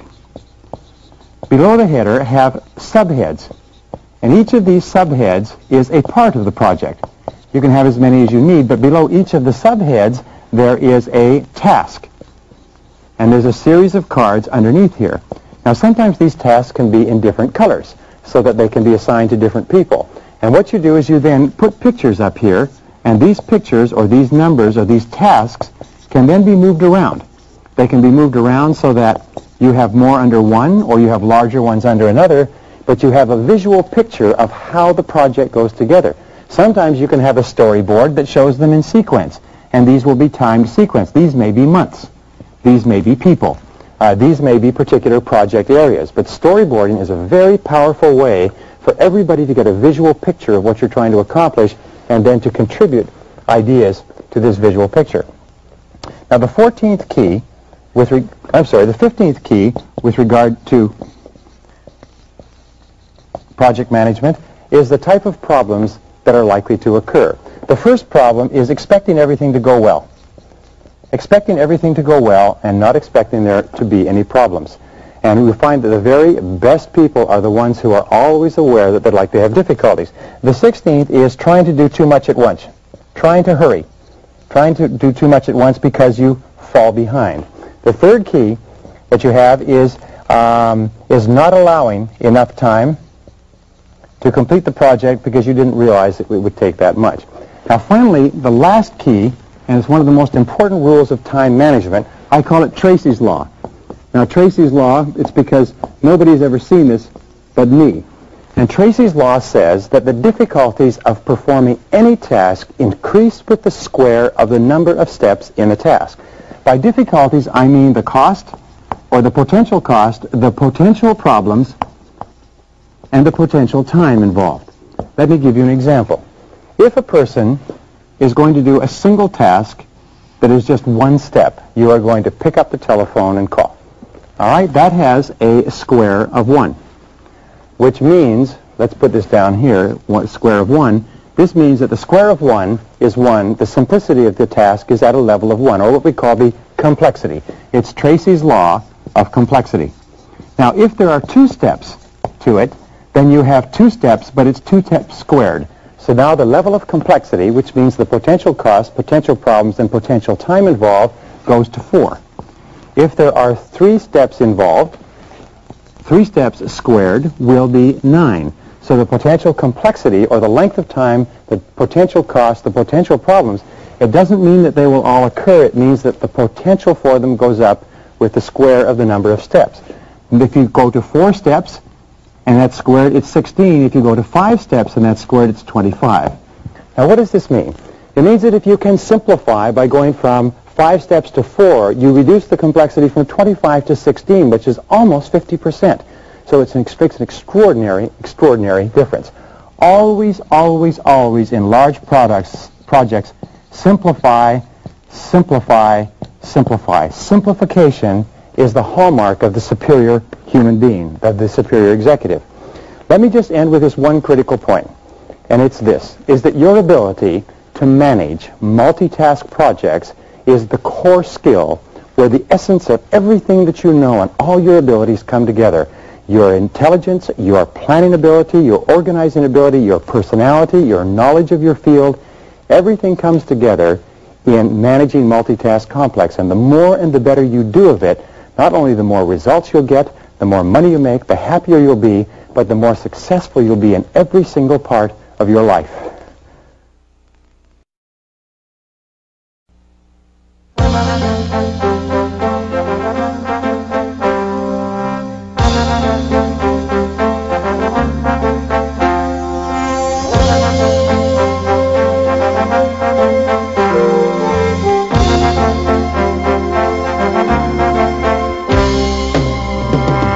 We said before that one of Murphy's laws was before you do anything, you have to do something else first. And before you achieve maximum productivity, you have to eliminate the time wasters in your life. The time wasters surround you on all sides and tear away at your minutes and hours and hold you back from producing the critical results that are vital to the success in your career. We've been talking, by the way, about eliminating time wasters from the very beginning. In a way, we've told you about 2 laws. One is called the law of the excluded alternative, which says that whenever you do one thing, you cannot simultaneously do another. So if you start to work on something that's more important to you, you cannot work on things that are less important. There's another law. It's called the law of forced efficiency. And again, it says when you have a burning desire to produce or perform in a particular area, and you focus all of your time, attention, and energy in that area, that alone will cause you to avoid and ignore and get away from the critical time wasters. So what we started with were the starting points of great success. And the first is clarity. Clarity. Clarity. What are you trying to do? How are you trying to do it?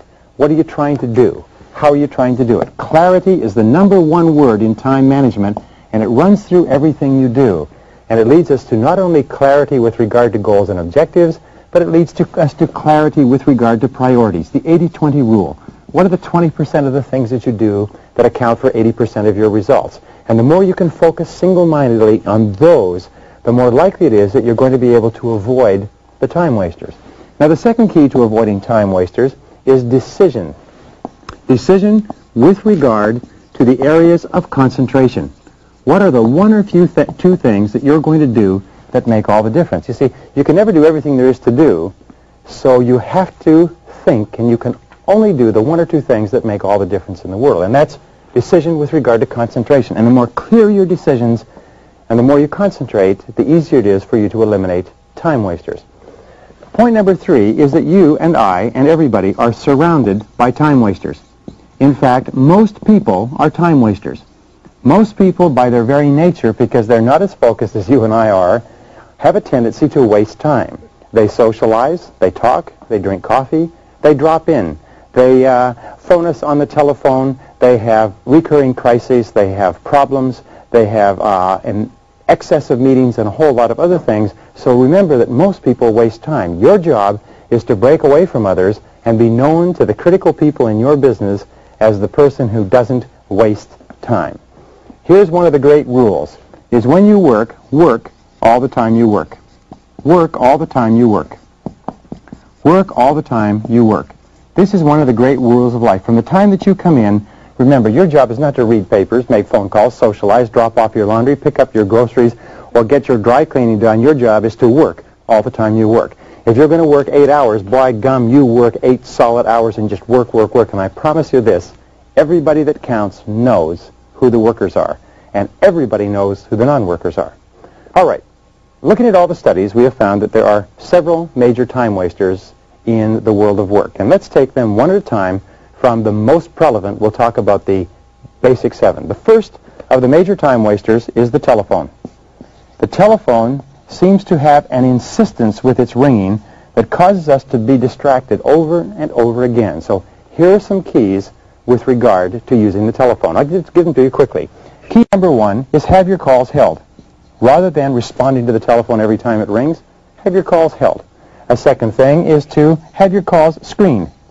If it is not important for you to talk to that person or there's no value to it, don't take the phone call. Don't allow your curiosity to overwhelm you. Number 3 is look upon the telephone as a business tool, not a social tool. You and I are conditioned from infancy, and especially from our teenage years, to think of the telephone as a social tool. We think that's how we communicate with our friends. The fact is that when you get into the business world, it's a business tool, which means get on and off it fast. Make it a business tool. When somebody phones, say, hello, how are you? And if they go into a conversation, say, what can I do for you? How can I help you? And get the conversation straight down to business as fast as possible. Now, here's another thing. When you're phoning somebody else, always have an agenda. Take a couple of seconds to write out what you're going to talk to the person about. And when you call them up, say, I'd like to talk to you about 3 things. And tell them what the agenda is. And when you discuss the 3 things, keep notes. We say the power is on the side of the person with the best notes. So keep notes on the conversation, and when you're finished with them, say, I know you're busy, I'll let you go. When a person is really conversational, likes to talk a lot, say, well, I certainly have enjoyed talking to you, and I know you're busy, so I'll let you go. Nobody's going to say, no, I'm not busy. So therefore, get on and off quickly. And finally, number 5 is batch your calls. So once you have collected all of these calls, return all your calls at the same time. There are very few calls that are so important that you can't put them off till later. Now, the second key source of interruptions is visitors. We'll put the number 4 up here. Number 5 is visitors. Drop-in visitors, people who visit you either inside or outside the company without warning, and there are ways to take care of the visitors. Number 1 way to take care of the visitors, when somebody drops in and says, have you got a minute? What you say is no. And what you do say is very simply this, is say, no, I'm really busy right now. Could I talk to you a little bit later? Just be really polite, but pull the plug on a drop-in visitor as quickly as you possibly can. When somebody comes into your office, here's a quick key. Stand up. If you stand up, it's very hard for another person to sit down. It's almost impossible, in fact. So you stand up and you say, I'm really under the gun right now. I'm trying to finish a couple of things, and could I talk to you a little bit later? What will happen is the person will stand up for a couple of minutes. They'll be a little bit uncomfortable, and then they'll leave. Now, a second thing that people do is that they put a do not disturb sign on their office handle. They get one from a hotel the next time they're in a hotel, and they put it on the outside so they can get themselves an hour or 2 hours of quiet time during the day. A third thing that you can do is when a visitor comes in is walk the visitor to the door. Say, well, one more thing before you go. And get up and take the visitor and walk them to the door. Something that people often do, by the way, is they say, hey, have I shown you something? And they say, something I wanted to show you. And you get up and you pick them, take them by the arm, and you take them outside of your office to show them something, and you say, I know you're busy, I'll let you get back to work, I'm in a hurry too, and get back to work. So dealing with the drop-in visitor is absolutely essential. Standing up is one of the great keys. If you stand up quickly when somebody comes in, they're unlikely to stay there for very long. The sixth major source of interruptions is meetings. Now here's a couple of points with regard to meetings. First of all, meetings are absolutely essential in business. They are a business tool. They're an absolutely essential way of sharing information, solving problems, doing joint problem solving, and so on. Also team building. However, an excess of meetings indicates malorganization. What does that mean? It means that nobody is really sure what they're supposed to be doing, and there's probably too many people. So meetings are a great waste of time. The average person spends about 3 to 5 years of their life in meetings, and about 50 to 70% of that time is wasted. So how do you cut down on the amount of time that you waste in meetings? Here's the keys that have been discovered over and over again. First of all, don't go. If you can possibly get out of a meeting, don't go to it. Say, is it necessary for me to be at this meeting? Now, if you're holding a meeting, here's a critical point. Take the number of people who will be attending, multiply their hourly wage by the number of people to work out the cost of that meeting. If you have 10 people who are earning $25 an hour each, you have a meeting that costs $250 an hour. If somebody came to you and said, could I spend $250, what would you say? You'd say, wait a minute, what's the reason for this meeting? What's the purpose? Why are we going to spend $250? And you need to know the purpose of every meeting. So therefore, once you've determined the purpose of the meeting, be sure that you have an agenda. If you are not organizing the meeting, make sure that somebody else who is organizing has an agenda. The fourth thing that you can do to make meetings more effective is to have start and stop time and stay on schedule.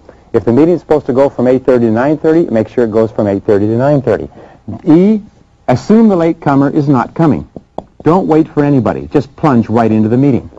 F is start with the most important items first on the agenda. Start with the most important items and deal with them first, so that if the meeting runs out of time, you've at least covered the major things. G is leave as soon as possible. Ask if your item can be discussed, or the thing that's of relevance to you can be discussed, and then when it's over, leave as quickly as possible. And finally, the last is, if you're going to have a meeting, distribute minutes after the meeting so that everybody knows what happens. Distribute minutes, and especially get closure on every item before you go on to additional items. Then distribute minutes so that everybody knows what was decided. These are the keys to making meetings effective. The seventh major time waster in the world of work is firefighting. Now, why does firefighting arise? Well, firefighting arises in one case naturally. You can't avoid it. Unexpected crises occur. However, the best way to deal with a crisis is to anticipate it. Now, here's the rule. If the same crisis arises more than once, the reason that has happened is because nobody has thought about how to put into place a policy that deals with it. So the first thing in dealing with a crisis, A, is to stop and think. Before you react, stop and think. Get the facts. Get the facts. Ask questions. What exactly happened? When did it happen? Where did it happen? How did it happen? Get the real facts, not the assumed facts or the apparent facts or the obvious facts, but get the real facts. Get the facts, and the more slowly you go toward thinking through the crisis, the more likely it is that your response to it will be effective. C is delegate wherever possible. If you can delegate resolving the crisis to someone else, by all means do so. Big mistake. If you come up through the ranks, and one of the things you do is you come up as you deal with this type of problem, when you rise to higher positions, you'll have a tendency to fall back into your comfort zone and go back and try to deal with the problem. So firefighting is a natural tendency for us because it's comfortable, so delegate. And finally, the last key to delegation is decisiveness. Whatever you do, make a decision. Make a decision and then get on with it. Which brings us to the eighth reason for time wastage in organizations, and it's socializing. And as we said before, the average person spends as much as 30% of their time socializing. The fact is that socializing is a great waste of time, so what you simply ask is this what I've been hired to do? Not only is this what I've been hired to do, would I pay someone else to do what I'm doing? And remember, work all the time you work. Treat the working environment like a business environment and get away from socializing. Save your socializing for after-work activities. Number 9 is indecision.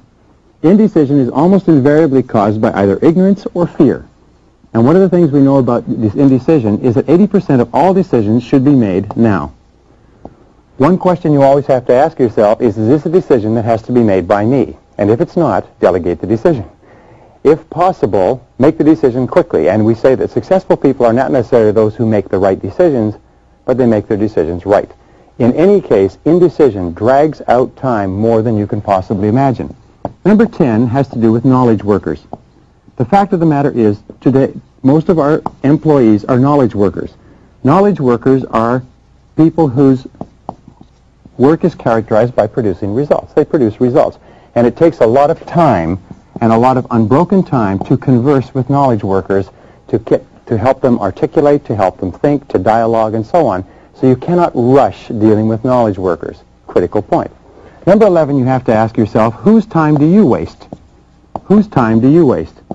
Because you are also a time waster for other people. Do you keep people waiting? Do you keep people delayed? Do you come late for meetings? Do you promise things and then not do it? So ask other people, how do I waste your time, and then do everything possible to eliminate it. The 12th form of time wasting is perfectionism, is trying too hard to do the job too well the first time. So ask yourself, how well does a job have to be done? And if you can do it that well, then don't worry about getting it right. Internal memos, things for internal distribution, don't have to be done perfectly every time. Number 13 major time waster is television. Now, the average adult in America wastes 25% of their time, their discretionary time, watching television. The average adult in America could become rich if all they did was not waste their time on television. Now, the way that you deal with television is to first of all understand that excessive television watching, now not watching a learning program like this on video, but excessive television watching is very hurtful. It causes you to become passive. It turns your mind to porridge. It causes you to become apathetic. It causes you to lose your capacity to think critically. And what it does is it causes you to lose your aggressiveness. So here's the key to television. Cut down by 1/2 hour per week. Chief executive officers of Fortune 500 corporations watch less than 5 hours of television per week. And there's a direct correlation between the number of hours of television you watch and how far down you go in the wage scale. The people who watch the least amount of television and spend the most amount of time reading, learning, communicating, growing, working at their work are the ones who are the most successful. And finally, number 14 is non-goal-oriented activity. The key to eliminating the time wasters and the interrupters is very simple, is do not do anything that does not move you toward the accomplishment of goals that are important to you. Every single time an activity comes up, you have to ask yourself, is this moving me in the direction that I want to go? Is this helping me achieve a goal that's important to me? And if it's not, just say no.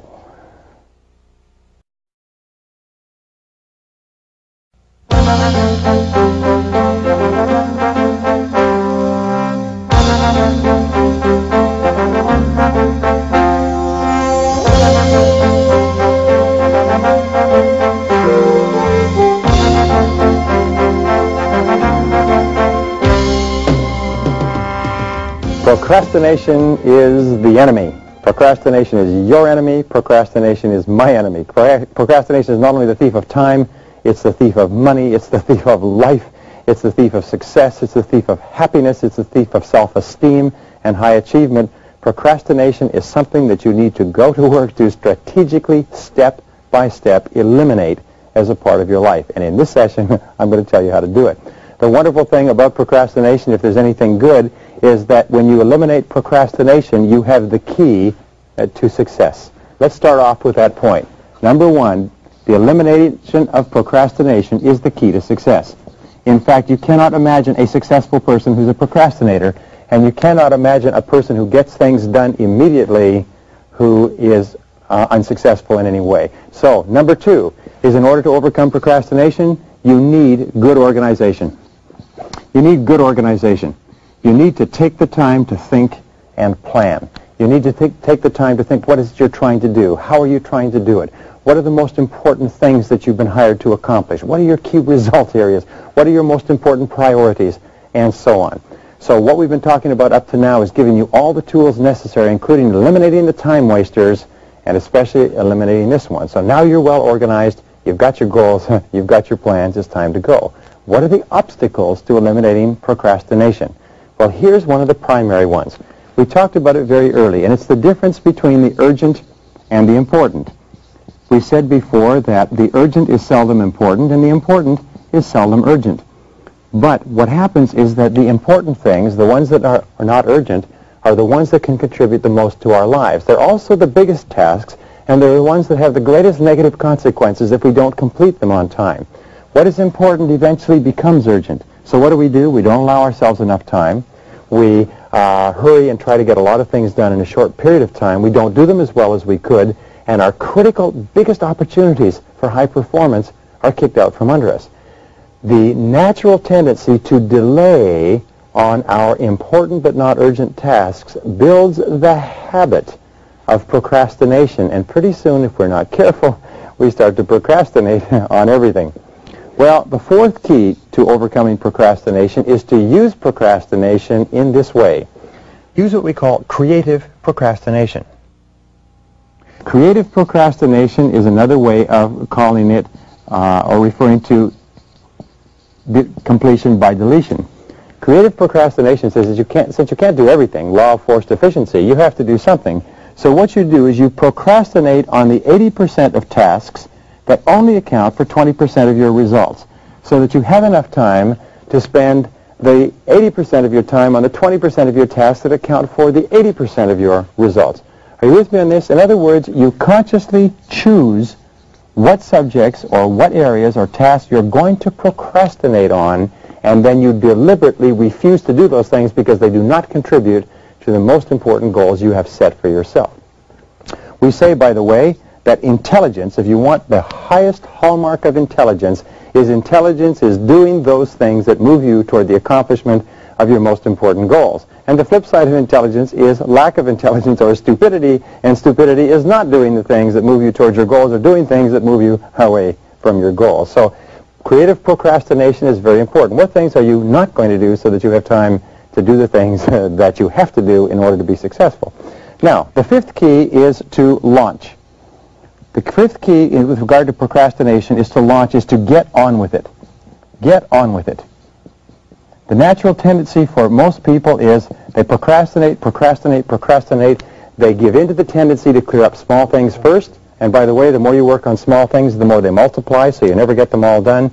And they procrastinate. So the way that you get started on your major task is you launch. In fact, a longitudinal study indicated that the ability to launch on something important is a critical factor of success. And here's a couple of techniques that you can use to get started, to launch.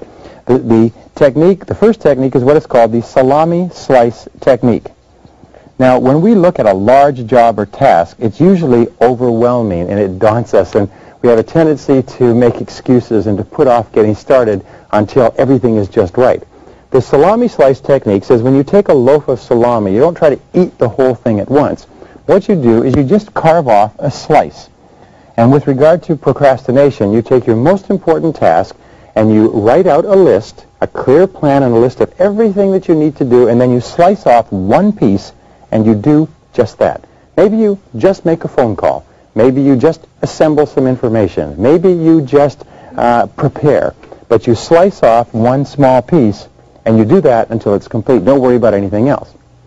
A second method, which is similar to this, is what is called the Swiss cheese technique.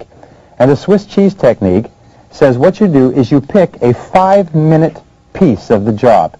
You punch a hole in the job by saying, I'm going to do this 5-minute piece and nothing more. So you salami slice or Swiss cheese, and what it does is it gets you started, it gets you launched.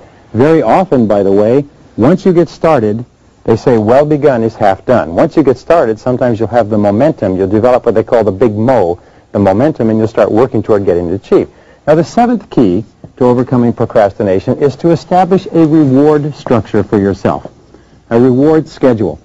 Now, a reward schedule we've talked about before just simply says this.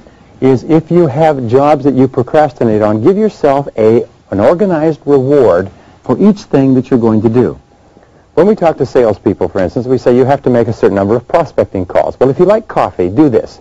Instead of giving yourself a cup of coffee just when you come in, give yourself a cup of coffee after you've made 5 calls.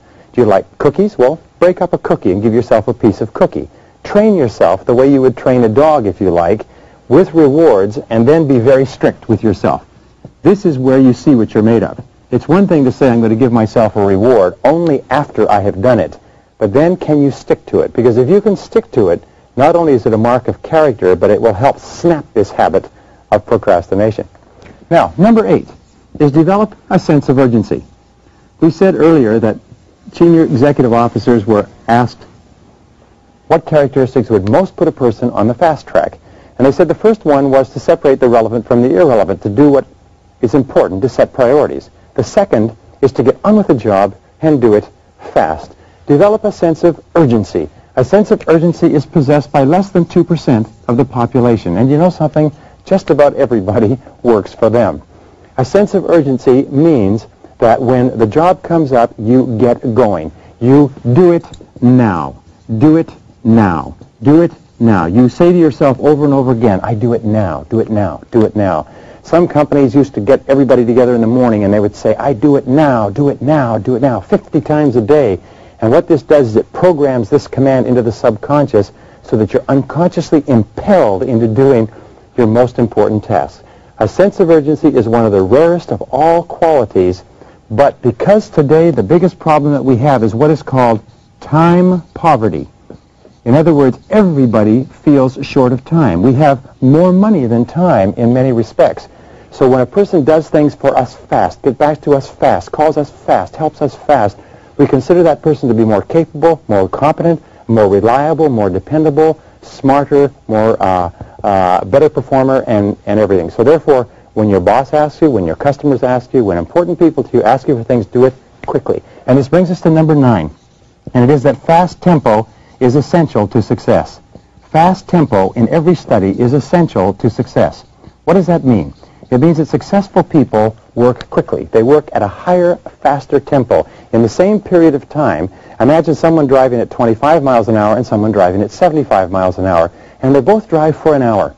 Well, at the end of the hour, the person driving at the higher speed will have covered a lot more ground. The person who works with fast tempo gets a lot more done in the same period of time. But here's another point, is when you have fast tempo, you have more energy. The harder you work, the faster you work, the more energy you have. The higher your self-esteem, the better you feel. The slower you work, the more tired you get, the more depressed, the less energy you have. So fast tempo and a sense of urgency go hand in hand with great achievement. Number 10, once you get started towards your job, don't stop. Once you get launched, don't stop. Discipline yourself, and here's where the key comes in. Discipline yourself to stay at it. Keep your head down. Keep saying, back to work, back to work, back to work. Get yourself in the physiology, the body language of high performance. But once you get started, don't stop. Just keep on going, keep on going. And here's another technique that you can use to overcome procrastination, and that is to start your job on the outside. Start your job on one of the smaller tasks that you have to do. You see, a task has a lot of little jobs that have to be done. It also has core jobs. So start on the outside and do something small. Another thing that you can do, if you have the right temperament, is start on the inside. And start with the core task. Start with the most important part of the job that has to be done, and do that. Either one of these will often get you going. The 13th key to overcoming procrastination is start with the worst. Start with the worst possible thing that you have to do every day. There's a little joke that says that if you get up in the morning and you eat a frog first thing in the morning, what will happen is that you'll overcome procrastination because you'll know that the worst thing that could possibly happen to you has happened to you already. You've eaten a live frog. What this means is when you get up in the morning and you start off with the most unpleasant task. They've done several studies with regard to exercise, by the way, and they find that people who exercise first thing in the morning are several times more likely to continue exercising than people who wait until later in the day, because later in the day there's always a reason to procrastinate. So therefore, start off your morning, start off your workday by doing the most unpleasant but often the most important thing first. Now, number 14. Many people are motivated to do things as a result of fear. So therefore, ask yourself, what are the negative consequences of not doing this job and getting this job done on time? What are the negative consequences? When you think very clearly about what might likely happen to you if you don't do the job well, often it will motivate you toward doing the job.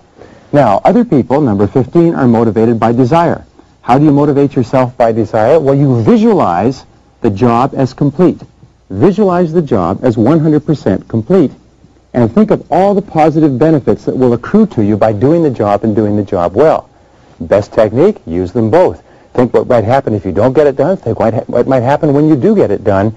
And the combination of those two will often impel you forward. Number 16 key is designate a particular time to work. Say, look, I am going to work for 15 minutes on this task from 8 a.m. to 8:15. And just give yourself a specific time. Now, you may give yourself 30 minutes or 90 minutes, but instead of worrying about getting the whole job done, just to designate a specific time and say, after this, I'll go on to something else. Often, this will break the back of the procrastination and will launch you into it. Number 17 key to overcoming procrastination is to pick one area where procrastination is hurting you. Now, this is important. One of the major reasons why people fail in developing new habits is when they start with a habit, they're usually highly motivated, but then the hard work begins and their motivation drops and they quit. What you need to do is, instead of trying to start a whole lot of things, do just one thing. Pick one area where procrastination is hurting you. It's holding back your career, and make the decision that you're going to defeat procrastination in that area. Just like a military principle, select your enemy, procrastination, select the area or your choice of terrain and go to work to hammer procrastination in this particular area. The wonderful thing is this, is that overcoming procrastination in one area has a halo effect and enables you to begin overcoming procrastination in other areas. Whereas if you try to beat procrastination in your whole life, what will happen is you'll hit this dip. It's called the motivation dip. You'll hit this dip, and what will happen is you won't overcome procrastination anywhere. So start off by picking one area where it's hurting you the most and go to work. If it takes a day, a week, a month, affirm, visualize, plan, organize, use all of these ideas, but kill procrastination where it seems to be holding you back. And this brings us to number 18. A good plan, very carefully worked out in detail and in writing, is one of the most powerful tools of all to defeat procrastination. So sitting down and thinking through your goals very clearly, planning your goals, planning your activities, setting priorities, working out a schedule, working out a project management sheet, and putting it in writing is a very powerful way to launch or drop kick you into doing the job. Number 19 is to remember the 20-80 rule. The 20-80 rule says sometimes the first 20% of what you do accounts for 80% of your results. Sometimes what you need to do is just launch yourself into the first 20%, and then you're over the hill and you're on the way down toward completion. The last two, number 20, are rationalization. Rationalization always accompanies procrastination. Rationalization is making excuses for not doing what we know we should do. So don't allow yourself to make excuses because it leads to insanity. All right, and finally, number 21 key is to set deadlines. Deadlines are a powerful way to overcome procrastination. Is set a very clear deadline for yourself, promise yourself, and promise other people that you're going to have the job done by that time. Encourage those other people to check on you. Keep them informed. Tell them how it's going. And insist to them it'll be done. And sometimes promising others will help you break the procrastination habit and put you on to the high road to success.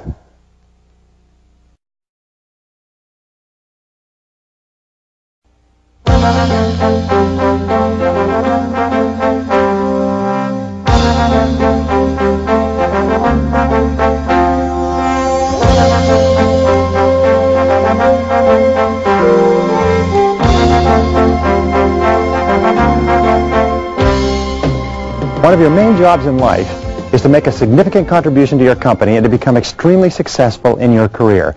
And your success is going to be largely based on two laws or principles. The first law is called the law of accumulation. And it says that every extraordinary achievement in human life is the result of thousands of ordinary efforts that nobody ever sees or appreciates. And the second law, which is a sub-law of this, is called the law of incremental improvement. And it says that great successes in America, successful men and women, are those who become better incrementally, a little bit at a time, every hour, every day, every month, every year. Nobody makes big jumps from where they are to where they want to be. What they do is they go to work, and especially they go to work on themselves to get onto the fast track and to stay on the fast track. And in this session, I'm going to give you a series of ideas, the best I've ever learned, on how you can dramatically accelerate the speed at which you grow to the top of your field. Now let's start off with the first of all. You've heard this many, many times. The first thing you've heard is that knowledge is power. Knowledge equals power. However, it's not that simple. It's not just knowledge. It is practical knowledge that can be applied to getting the critical results in your particular field. It is knowledge that you can use to increase your value and to increase the value of your organization. So the more knowledge you take in that you can use to do something with, the more successful you'll be. In one study a little while ago, they concluded that the top people in every field were different from the others because they simply know more than the average person. They have more knowledge. It's one of the finest and fastest forms of leverage and one of the best ways to accelerate your career that you can imagine. Because we know, number two, is that information and knowledge is doubling every 7 years in America in every single field. That means that in order for you to keep up, your knowledge has to double every 7 years as well. In fact, we know that today, this year, they will publish 2 million articles and 100,000 books. And in order for you to keep current, you have to double your knowledge, or you don't stay in the same place. You actually start to fall behind. Now, the third point is that your success in life will be in direct proportion to the amount of useful information that you have. Sometimes all you need is one key idea at the right time in the right place to totally change a situation, to have an insight or to see a method or a technique that you can use that can dramatically change the whole future of your business and your career. Now, here's an important point with regard to information and knowledge, is that the amount of knowledge you have can be like the amount that is in a bucket or a pot. When you start off your career, the amount of information or knowledge that you have is limited. So the amount of rewards that you have is equally limited. Your rewards and your knowledge, your practical knowledge, will be equal. As you increase your knowledge, you increase your rewards. As your knowledge and information goes up, your rewards go up, and as your knowledge and information go up higher and higher, your rewards get higher and higher. But here's the point. Your job, of course, is to put as much knowledge and information into this pot as possible, but there's a leak. There's a drain in the bottom of the pot. What does it mean? It means that some of your knowledge is draining out all the time. It's becoming obsolete. So if you stop putting new knowledge into the top of the pot, you don't stay in the same place. You actually start to fall back. Now, what's one of the finest ways that you can upgrade your knowledge? Stay on the fast track. Keep up. And it is to read. And it is to read 1 hour per day. Reading 1 hour per day can change your life. Reading 1 hour per day will make you an expert in as little as 3 years. Reading 1 hour per day will make you a national authority in 5 years. If you read 1 hour per day, it'll translate into approximately 1 book per week. Now, this doesn't mean newspapers. This doesn't mean television guides or magazines. It means reading mental protein, reading something that teaches you something educational, something that helps you to advance in your field. The average adult has approximately 72 discretionary hours a week. That means that you sleep 8 hours, you work 8 hours, you've got 72 hours left. What we're saying is take of those 72 hours and spend 7, or tithe if you like, invest 10% of your discretionary hours in your field. It'll translate into a book a week. It'll translate into 50 books a year. It'll translate into more than 500 books in 10 years. Now, the average adult American reads less than 1 nonfiction book a year. If you were to read only 1 nonfiction book each month, not once a week, but once a month, that would put you into the top 1% in professional development in America. So read 30 to 60 minutes each day, read 1 book a week, read 50 books a year, and it'll move you to the top of your field. Absolutely guaranteed. Number 5, key to keeping up and staying on the fast track, is use what we call the Stu Leonard method. Now, what Stu Leonard is one of the most famous retailers and grocery store operators in the world, and what he found is he reads voraciously. He reads and he takes notes. But what he does is he takes and he'll read a book and he'll underline all the key points in that book. Then he turn the book over to his secretary, have the secretary type up and take not a synthesis, but a synthesis of the key ideas, type it all up and make it available to him and to other people so that he can go over all the key ideas in a book, and his staff can do the same thing too. So use the Stu Leonard method by reading books, underlining the key points, and then having somebody summarize them all. The sixth key point to keeping up is to read key magazines.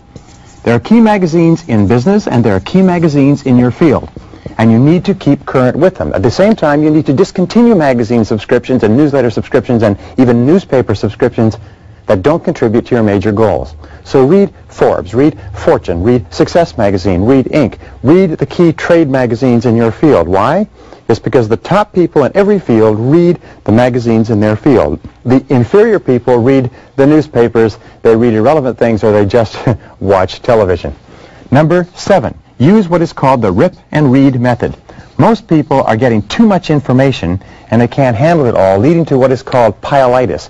We keep making piles and piles of materials that we intend to read sometime but we never get to, and the material becomes more and more obsolete. So use rip and read. Now what is this? Well, what you do is, first thing when you get a magazine is, instead of reading the magazine the way it's designed, which is to take you past all the advertising, what you do is you go straight to the table of contents, you look through the articles, you decide only the articles that you want to read, and then you go straight to the article. Go straight to the article and rip it out. Rip it out and put it into a separate file for reading later, and then discard the magazine. Throw it away. In other words, discipline yourself not to become distracted to read everything that's there. Read only what's important, or you'll end up not only not reading what's important, you'll end up not reading anything. So use the rip and read method and put it all into a file, and this is a file that you follow up with on what we call gifts of time. Now, a gift of time is time that you have between meetings. Gifts of time are times that take place during transition. We often call it transition time. When you're traveling, when you're waiting for a plane, when you're waiting an appointment, you carry your file with you and you take out your file and just read through the articles. I will tell you this, it's absolutely astonishing how much material you can keep current with, because in an entire article there only may be 1 or 2 ideas. By the way, always read with a red pen or with a highliner so that you can circle, underline, or highlight the critical ideas so that you can instantly go back to those. Sometimes going back to a critical idea 2 or 3 times is all it takes to cement it into your subconscious and have it available for life. Now, number 9 is learn how to read a little bit at a time in the great books. Again, we use the law of incremental improvement. Everybody wants to be a well-educated, well-rounded person. But what they have found is that if you take the great books, and there's about 100 of them that are put out by, I believe it's the University of Chicago, if you read 15 minutes each day in the great books, you will read all the great books in the course of your lifetime. So at the end of the day, instead of reading something light or pablum, just take a great book and read 15 minutes and think about it, sometimes before you go to sleep. I was speaking to an author the other day, and he said this wonderful thing. He said, if each day you read 1 poem, 1 short story, and 1 essay, in 3 years you will have read 1,000 poems, 1,000 short stories, and 1,000 essays, and you will have spent less than 1 hour a day. Not only that, you'll be one of the best educated people in the entire country. The quality of your thinking, your ability to use your mind to accomplish your results will expand dramatically. Now, if you're going to do a lot of reading, and by the way, some people say, well, I'm not very good at reading, then learn how to read. If you didn't learn how to read in school, then take remedial reading courses, because all readers are leaders. Leaders are readers, and readers are leaders. So learn how to speed read. First of all, learn how to read well. Set it up as a challenge or a goal, then learn how to speed read. Take a speed reading course. The fact is, they guarantee that you will triple your reading speed in the first lesson in a speed reading course, and they're right. They do it. Use what is called the OPIR method when you read a book. The OPIR method is, first of all, overview. Take a quick look at the book. Outside the book, the writer, the author, the jacket, the quotations, to decide whether you want to read it at all. One of the fastest ways to save time in reading a book is to throw the book away if it's no use to you. Second of all, do a preview.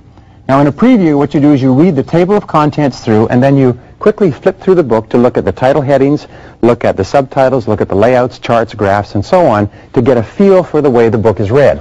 Third, you do what is called an in-view. Now, an in-view, you always read for purpose.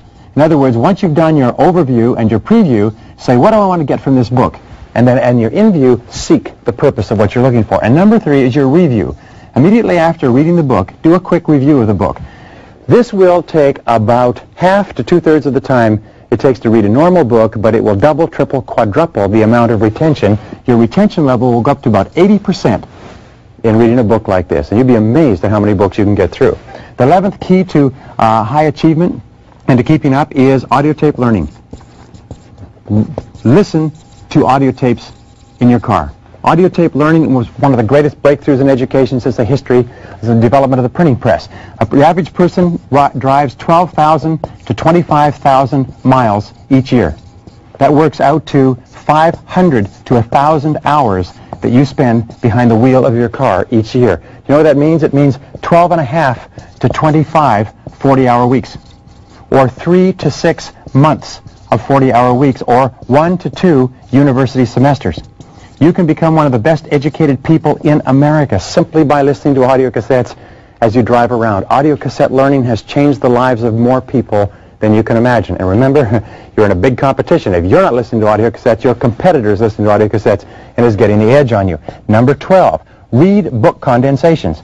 There are companies that condense books in written form and in tape form so that you can get the entire essence of a book that would take you 4 or 5 hours to read in 40 or 45 minutes. So subscribe to those. I subscribe to all of them, by the way. The 13th thing that you can do to keep up with your field is go to seminars. What is a seminar? Well, a seminar is not only a learning experience, it is compressed time.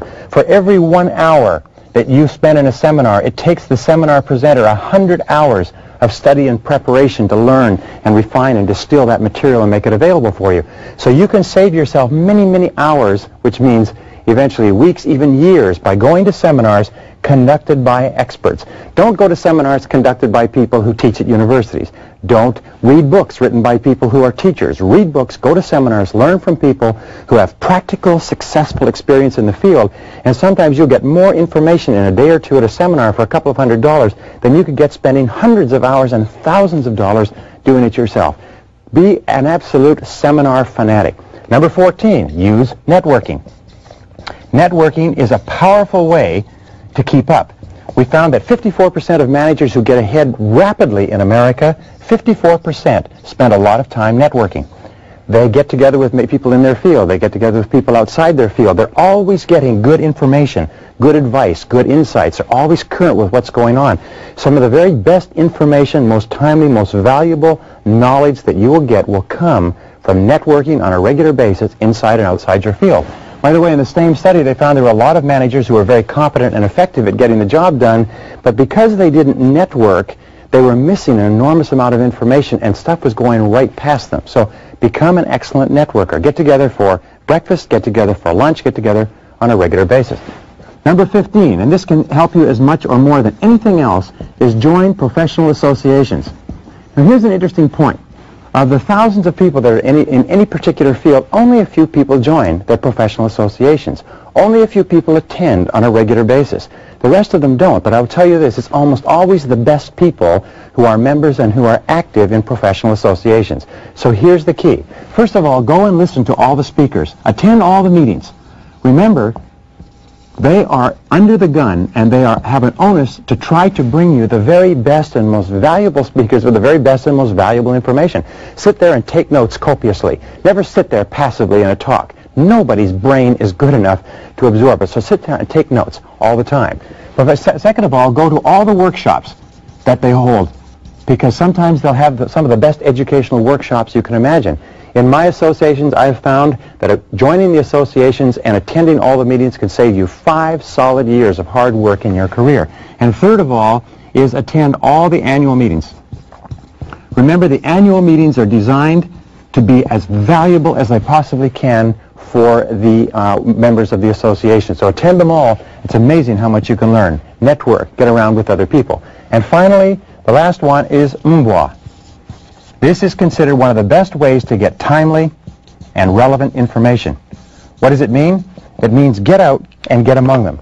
Move around with other people. Ask them questions. See what they're doing. Ask what they're doing. 75% of effective executive, effective managers, effective people are always moving around with other people.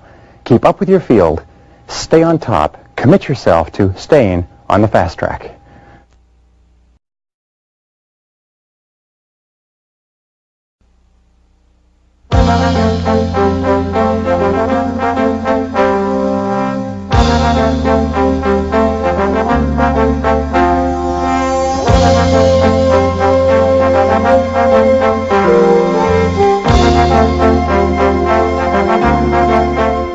One of the keys to success in relationships is communication. In all successful relationships, the partners will always say that they communicate extremely well. And wherever communications break down or slow down or don't take place, you start to have problems. And one of the keys to effectiveness in the world of work is your ability to communicate effectively and well. In fact, even if you work in technical fields like computer programming or engineering, you spend as much as 75% of your time communicating and interacting with other people. So your effectiveness as a person is determined by your effectiveness in getting your message across and in getting the message clearly that the other person is sending. The starting point is to accept 100% responsibility for everything that you send and for everything that you receive, for both being heard and for hearing. The quality of your life is largely determined by the quality of your communications. And by the way, there's two forms of communications. The first form is your interpersonal communications, the way you talk to yourself and dialogue with yourself and think and plan to yourself. And the other form of communications is the way you interact with others. And, of course, one affects the other. So let's start off from the top. Number one is 75% of your time is spent communicating. The question is not whether or not you're a good communicator, but whether or not you're going to be a good communicator, because there's nothing more essential. We also know that one of the greatest time wasters in the world of work is poor communications. We communicate poorly in several areas. We delegate poorly. We have aimless meetings that go round and round in circles. We have aimless talks about trying to solve problems and nobody knows what the problem is. We have incorrect delegation. We have poor priority setting. We have misunderstandings that take place and nobody says anything. One person hears one thing, but what the other person said was something totally different. In fact, if your communications were excellent, you would be an outstanding time manager. So number three, according to the studies of CEOs, 84% of your success in the world of work is going to be determined by how effectively you communicate with other people. Now, there are three ways that you communicate in the world of work, the three key tools of the executives, and this may change your entire orientation toward communication. Number one is one-on-one conversations. How you get along one-on-one is a critical determinant of everything that happens to you. Why? It's because almost all of your success is determined by what others say and do and think about you, and how you interact with them is critical. The second is your ability to communicate in meetings or in presentations in front of several other people. Many careers are made and lost because of an individual's ability or inability to communicate effectively in a meeting. People who sit in meetings and don't say anything are shooting themselves in the foot. And the third type of communications is in written form, is being able to write out in written form clearly what you're trying to say. Your ability to communicate effectively in all three of these are absolutely critical to your success in getting your point across to others. Now, the fourth key to communications is like what we call the key to success in picking real estate. We say in real estate it's location, location, location. In communications it is clarity, clarity, clarity. Remember, we've said clarity with regard to goals, clarity with regard to objectives, clarity with regard to priorities. And in communications, every communication breakdown takes place because of a lack of clarity. And here are the keys to clarity. First of all, time. Take time to fully understand and to be understood. Second of all, attention.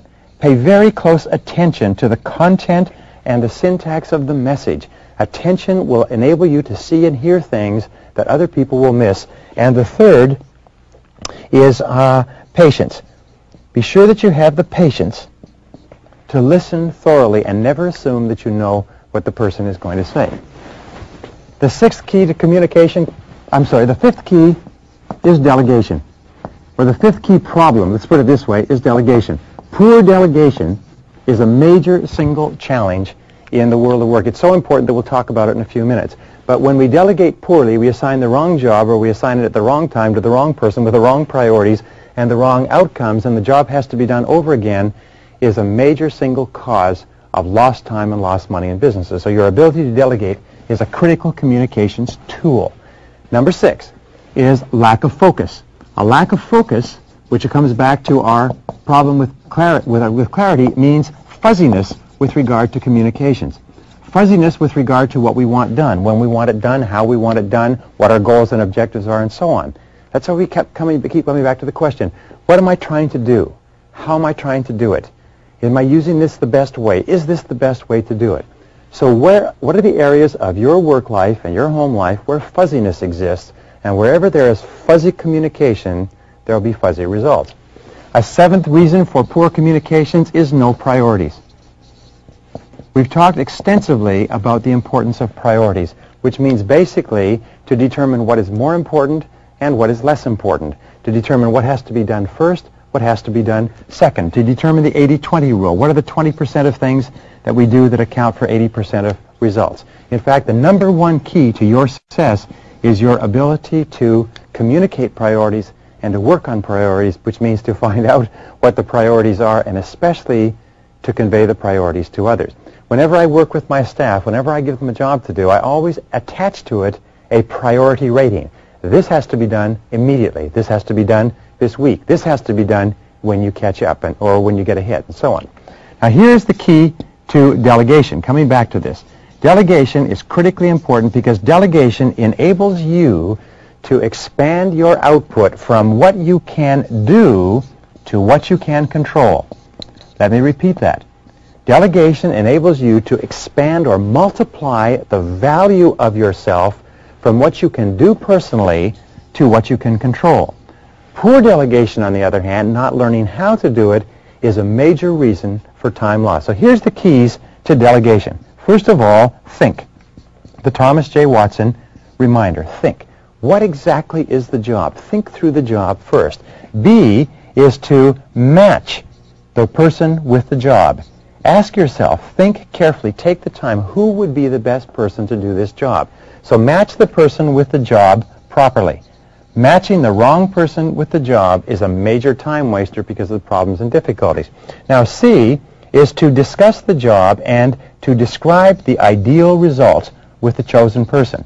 In other words, if this job is done right, perfectly, what will it look like? Explain clearly what it is you want. D is to have the person feed it back to you. So the person can feed it back and say, this is what you are asking me to do. Feedback takes a little bit of time, but saves, as they say, a stitch in time saves 9. E is explain to the person what authority and what resources they will have available. What will they have to do the job? D is set a deadline on the job. When does the job exactly have to be done? A job without a deadline is simply a meaningless discussion. And C, D, E, F, G, is the last one, is set a time for review so that you are clear when you're going to review and inspect what you expect. Inspect what you expect. What we have found is if you do not inspect the job and arrange to expect the job on a regular basis, it simply doesn't get done. At least it doesn't get done the way you want it to get done. Now, number 9, regards to communication with your own boss. What do you need to communicate? Well, first of all, you need to know with tremendous clarity exactly what your job is. Do you know what the number one reason for stress in the world of work is? It's not knowing what's expected.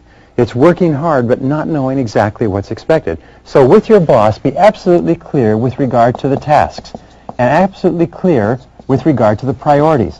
Which comes first? Which comes second? Ask your boss, why am I on the payroll? What have I been hired to accomplish? Now, one of the things which I suggest that people do with your boss is take your boss a list and give your boss a list of your jobs and ask your boss to organize the list in order of priority.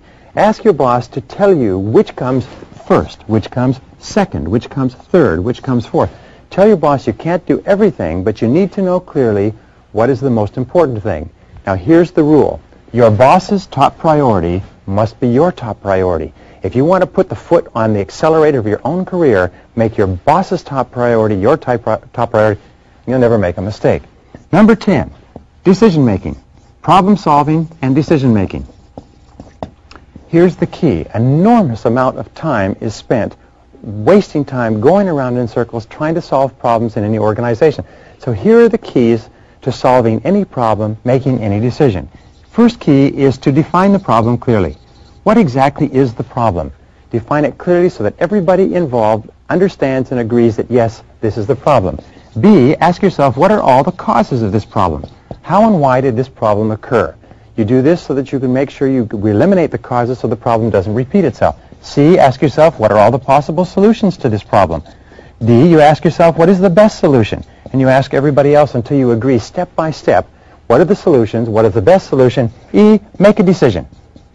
Once you come to the determination on what the best decision is, best solution is, make a decision. E is to assign responsibility. Who is going to do it? And finally, the last key over and over again is to set a deadline. A job or a decision without a deadline somehow doesn't seem to get done. Number 11, once you have decided on the solutions, become solution-oriented. A solution-oriented person is a much more effective person in terms of time than a person who's not. So then talk about the solutions. Focus on the future. Focus on the future over the past. Talk about the solutions rather than the problems. Focus on the future over the past. Become intensely solution-oriented. When people come in and say, we have this problem, we have that problem, so on, you say, what is the solution? What do we do from here? What is the thing that we do tomorrow? How do we resolve this situation? Rather than in getting lost in the rest of it. Number 12, in communication, look at what are called authority levels. In confusion over authority levels often leads to poor communications. There are three types of decisions that you make in any organization. Decision number 1 is a command decision. Make sure people know what this is. This is a decision that you make alone. Only you can make it. Number 2 type of decision is a consultative decision. A consultative decision is a decision that you take with input from other people. You ask other people their advice, you take the advice, you think it through, and then you act. The third type of decision is a consensus decision. A consensus decision is a decision that's made on the basis of democracy. In other words, the majority rules. If a person is discussing something with you and they think it's a consensus decision and their opinion is equally valuable, but in your mind it's a consultative or a command decision, you're not only going to have communication problems, you're going to have ego problems. And when you have bruised ego problems, you know you can spend as much as half of your time settling people down whose feelings have been hurt because they misunderstood. Number 13 is delegate everything that you possibly can so that you can have enough time to do any of the things that you need to do. One of the most important of all rules is to delegate, delegate, delegate. Delegate 100% of everything that anybody else can do. Here's the rule. Use what is called the 70% rule. The 70% rule says, rather than taking the job on yourself, ask yourself, who can do this job 70% as well as you? And then give that job to that person, rather than falling back into the temptation to take it yourself. Number 14 is networking. Networking is one of the most powerful of all communication tools. It enables you to get out and get among people, and as we said in the last session, 54% of managers who get promoted rapidly are known as great networkers. Why? Is they're always communicating, interacting. Remember, the quality of your communications, your interactions with other people, the quality and quantity is going to determine your success as much or more than any other single factor in your life. Number 15 with regard to communications is a task focus. Now, a task focus means the very best of all conversations are conversations that are focused on the job, focused on getting the job done. In fact, the healthiest, most positive relationships in the world of work are when people have a task focus. What is the opposite? It's an interpersonal focus, where people are always talking about people and personalities. Whenever you've lost a task focus and people are spending too much time talking about other people and what they think and what they feel and what's going on and the dynamics between people, you have poor organization and overstaffing. People have simply too much time on their hands, or they don't know clearly what it is they're supposed to do in order of priority, when they're supposed to do it, and so on. Which brings us to number 16 with regard to communications. It's the difference between managing versus operating. If you're very successful at operating, which is doing the job, you will move up from operating to managing. You will, as we said earlier, expand from what you can do to what you can control. But the natural tendency whenever you have a difficulty is that you will revert back to operating. So resist this tendency. The number one reason for failure in the executive suite is people fall back to operating instead of managing. Resist upward delegation. Don't let people delegate their tasks back to you. When a person gives you a task, your job is to get them to do the job. Number 18, we're almost to the back here, teach your subordinates how to do parts of your job. One of the fastest ways to use your communication skills to improve your output is to teach other people what to do. And number 19 is to outsource. One of the very best ways that you can use your communication skills to increase your productivity, your output, your effectiveness, and your performance is to outsource everything that you possibly can. Anything that anyone else can possibly do inside and outside your company, you should get them to do in order to be an excellent communicator.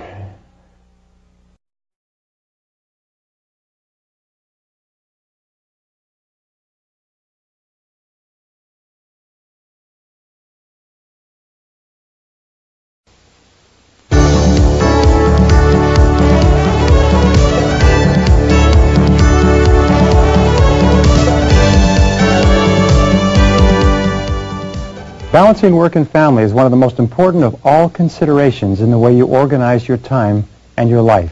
And we start off with this critical principle. Number one is that your happiness should be your chief aim in life. Not somebody else's happiness, but your happiness. Your happiness shouldn't be second, it should be first. Because here's the rule. If ever you make somebody else's happiness or something else more important than your happiness, you may get that, but you won't ever be happy. Abraham Lincoln once said, the very best way to help the poor is not to become one of them. The very kindest thing that you can do for other people is to be happy yourself. And this brings us to point number two. Point number two is fully 85% of your happiness comes from your relationships with other people. Fully 85% of your happiness comes from your relationships. Now what this also means is that fully 85% of all your problems also come from your relationships with other people. And one of the primary reasons why we have problems in our relationships, especially the most important ones, is because we don't spend enough time and we don't spend the right quality and quantity of time with them, which we'll deal with in this session. So here's the starting point. Here's a good question. It's, how would you spend your time if you learned today that you only had 6 months to live? How would you spend your time if you learned today that you only had 6 months to live? We asked this question earlier in this course, but the second part of this is, with whom? Who would you spend the time with, predominantly? What would you want to do with that person? Where would you want to go? How would you want to spend it? What would you want to get accomplished if you learned today that you only had 6 months to live? You see, the answer to this question will bring you face to face with what is really important to you. Sometimes in our sessions we say, imagine that it wasn't 6 months, but it was 6 weeks. Or that it wasn't 6 weeks, but suddenly you learned it was 6 days, and then 6 hours, and then 60 minutes. If you learned this very moment that you only had 60 minutes left in life, what would you do and how would you spend your time? Who would you want to talk to? Who did you think about when you thought about that question? Because that tells you a lot about what's really important to you. And this brings us to number 4, which is one of two of the most famous of Greek sayings. The first one is moderation in all things.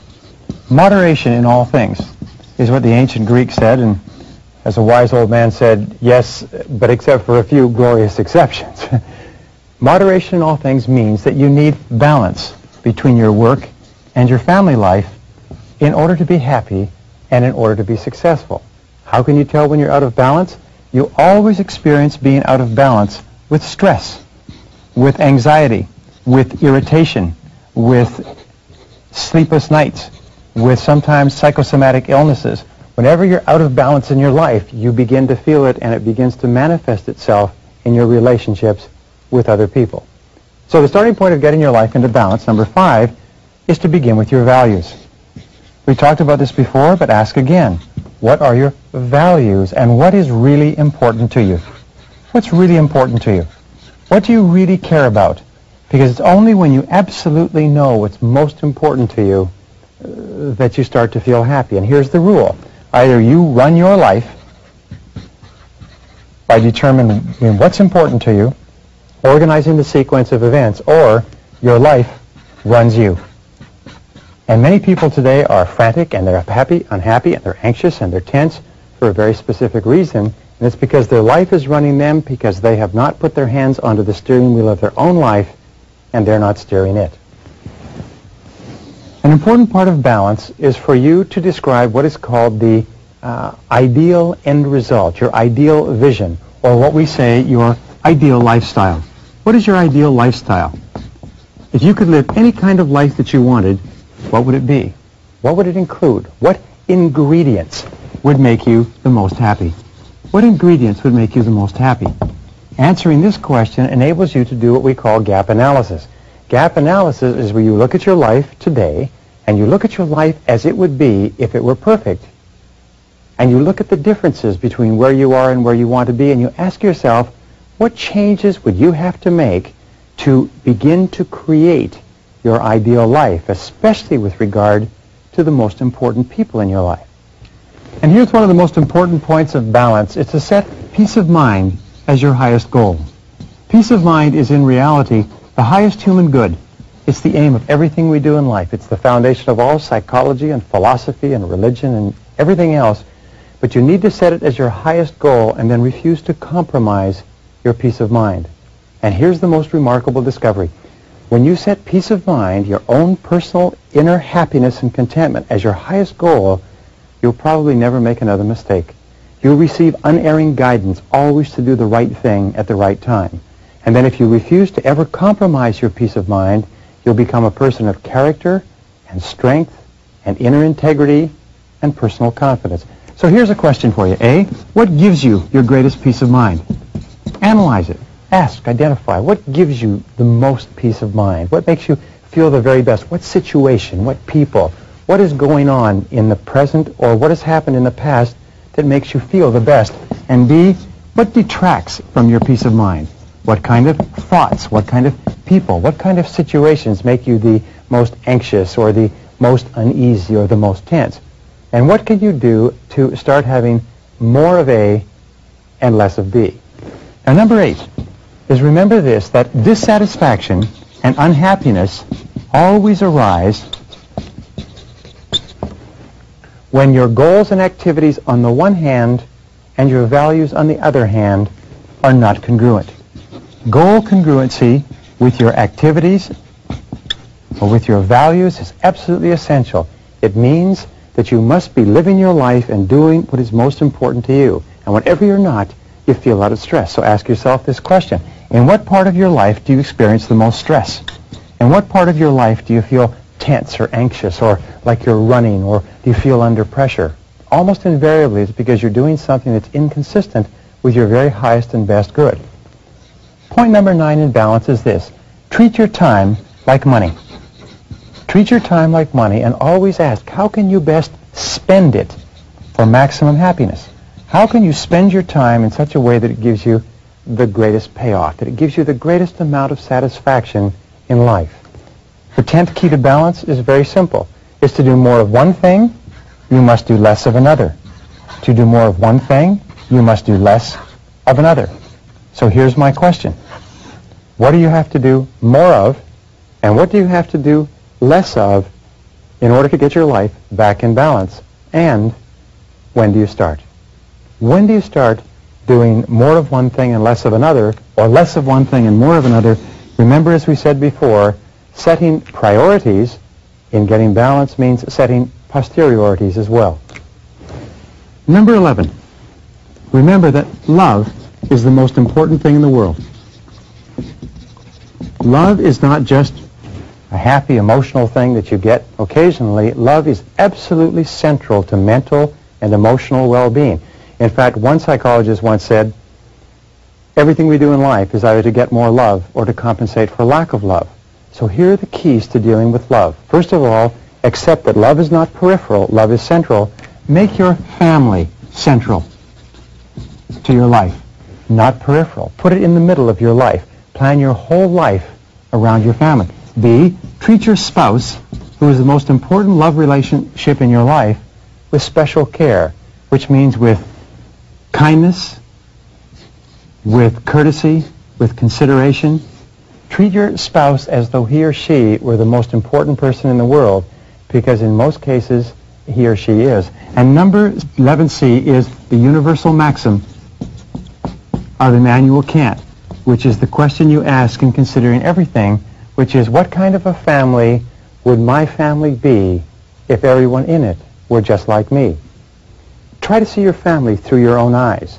Try to look at your family from the perspective of how would they act or feel or behave if I treated them the way they treat me, if they treated me the way I treat them.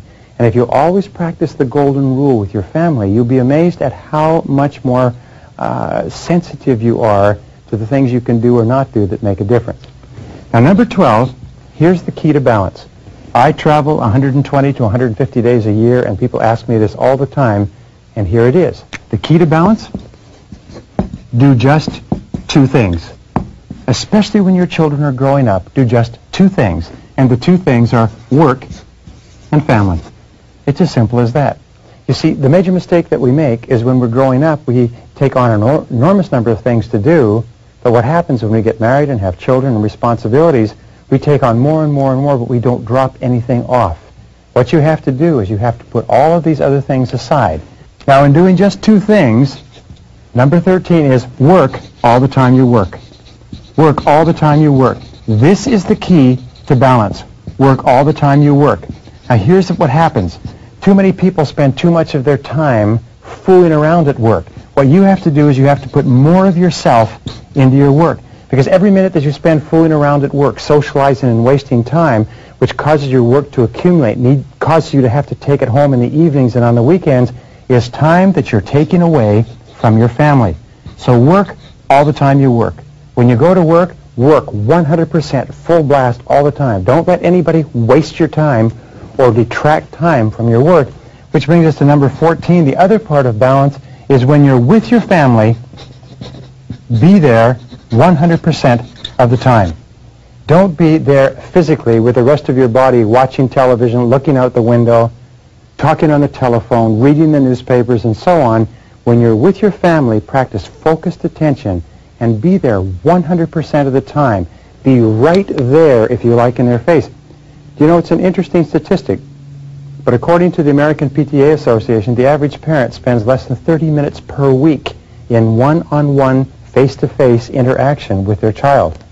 You wonder why we have problems with some of our children? It's because parents don't spend time with them. Number 15 is cut back on all the things that cut into family time. Cut back on newspapers. Remember, when you read a newspaper, when one of your members of your family is there and wants to communicate with you, what you're saying is the newspaper is more important than you are. Cut back on television. Cut back on radio. Cut back on outside activities and aimless socializing, because everything that you do that is one of these things is time that you're taking away from the most important people in your life. Number 16, spend unbroken chunks of time with the most important people in your life. In order to learn to love someone, in order to get really close to someone, you've got to spend a lot of time with them. You can't do it sporadically. I often recommend that people take car trips where you can sit in the car with a person for an hour or 2 or 3 hours. It's amazing what you learn spending those unbroken chunks of time. Now, here's a rule. Spend 60 minutes every day with your spouse. Not talking about work, not talking about money, but talking about family and life and the future. Now, here's the most important rule of all. It's the foundation rule of this whole session. It's the most important thing I've ever learned in balance. It's this. It's quantity of time at home, and it's quality of time at work. It's quantity of time at home, and it's the quality of time you spend at work. And here's the key. Don't mix them up. Most people make the mistake of mixing them up and try to spend quantities at work and quality at home, and it doesn't work. As a child psychologist said recently, I never met a child in trouble who said, I wish my parents had spent more quality time with me. Number 18, remember, you're always free to choose. You're always free to choose. You're always free to set priorities. You're always free to choose the order or the sequence of events. Is that you always choose what's most important to you. So the most important thing of all is in balancing home and family, balancing the most important people in your life with your work. Always put them first. Always put them on the top. And remember, the whole purpose of time management is this. The purpose of time management is to enable you to get more things done on the outside so that you have more time to spend with the most important people in your life.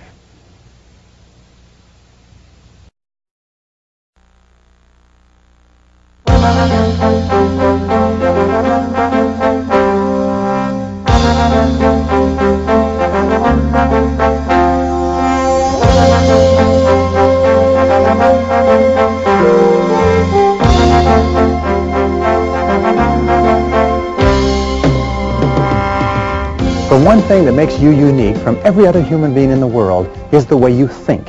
It's the quality of your mind, and especially the way you think about your time and your life.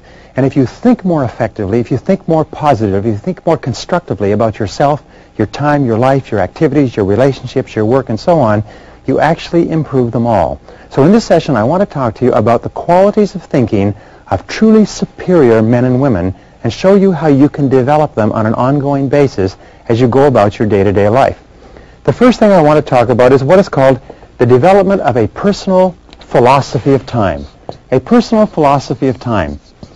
Now, personal philosophy of time also means a personal philosophy of life. What is life? What does it mean? What does it stand for? And in life, there are two basic worldviews, and basically they're at opposite ends of the pole, and sometimes we fall in the middle. But the first worldview is a benevolent worldview.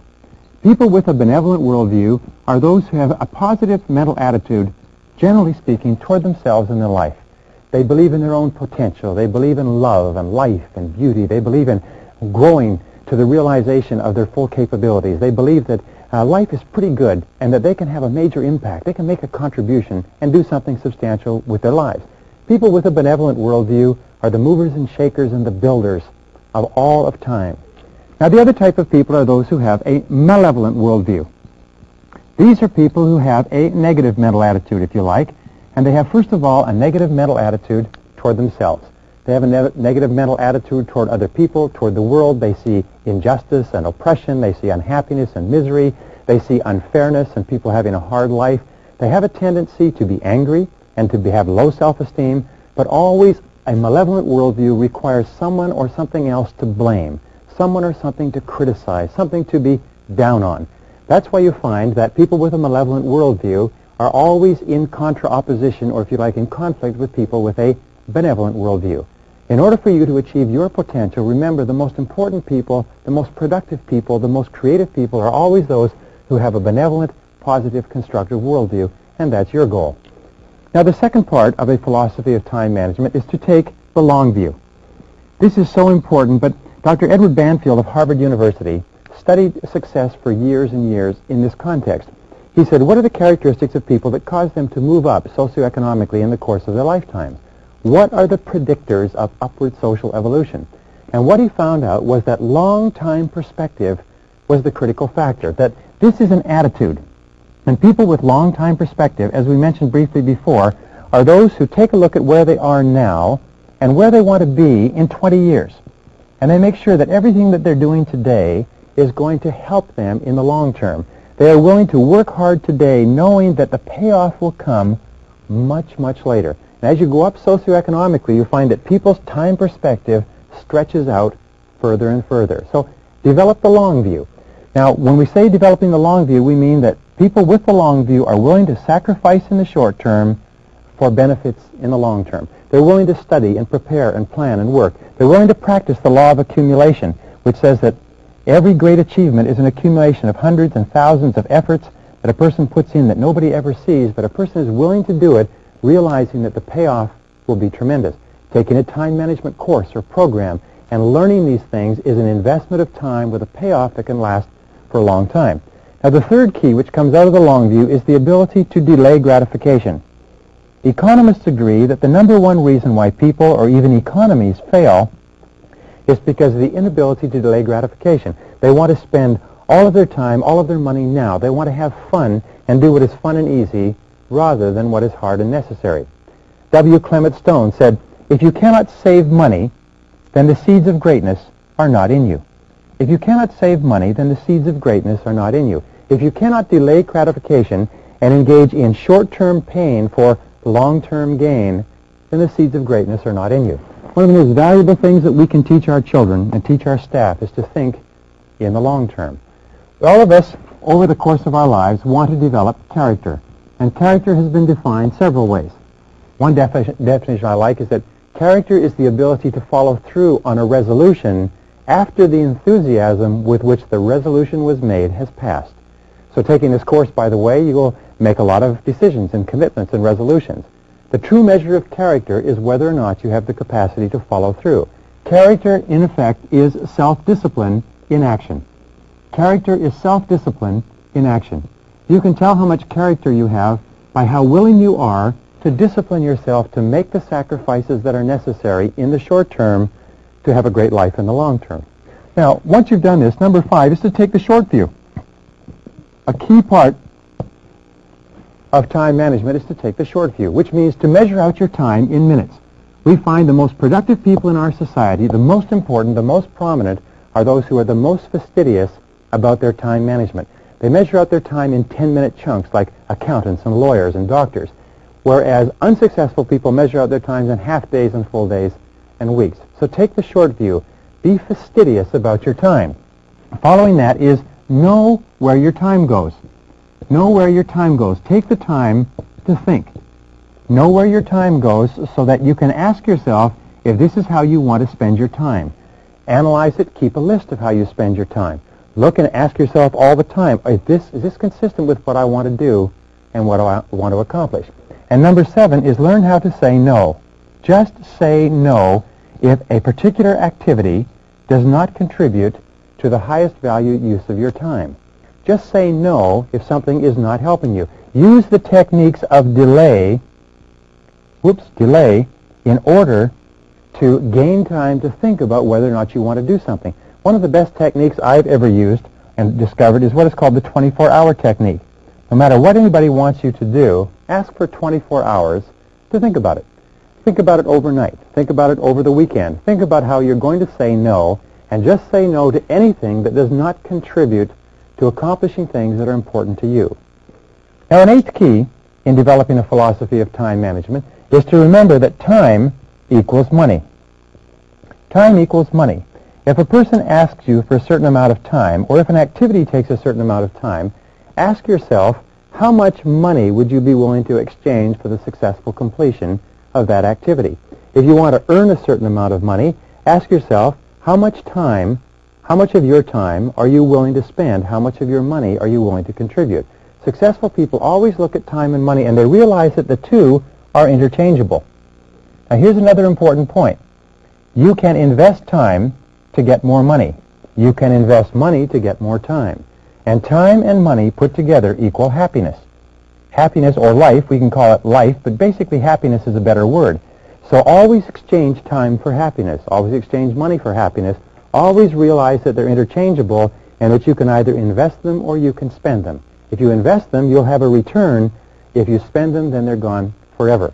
And this brings us to the 9th key in developing a philosophy, which is that you need to look at everything that you're expected to do based on your hourly rate. If your desired hourly rate is $10 or $20 or $30 or $40 or $50 an hour, then you ask yourself, is what I am doing now paying my hourly rate? Is what I'm doing now worth my hourly rate? Or ask yourself this way, when you're reading the newspaper or watching television or sitting around socializing, would you pay another person your hourly rate to engage in this activity? How much would you pay per hour to have a person watch television for you? When you're watching television, you should ask yourself, how much would I pay per hour to watch this television show? The average person doesn't realize, but the amount of time that they spend watching television is in itself, if it were used to upgrade your skills and abilities, it's in itself enough to make you rich over the course of your working lifetime. A television can cost you thousands of dollars, even tens of thousands of dollars a year, if you don't think about the fact that when you're watching television, you're not doing something that is increasing your productivity. And this brings us to number 10, one of the most important of all laws in developing a philosophy. It's the law of comparative advantage.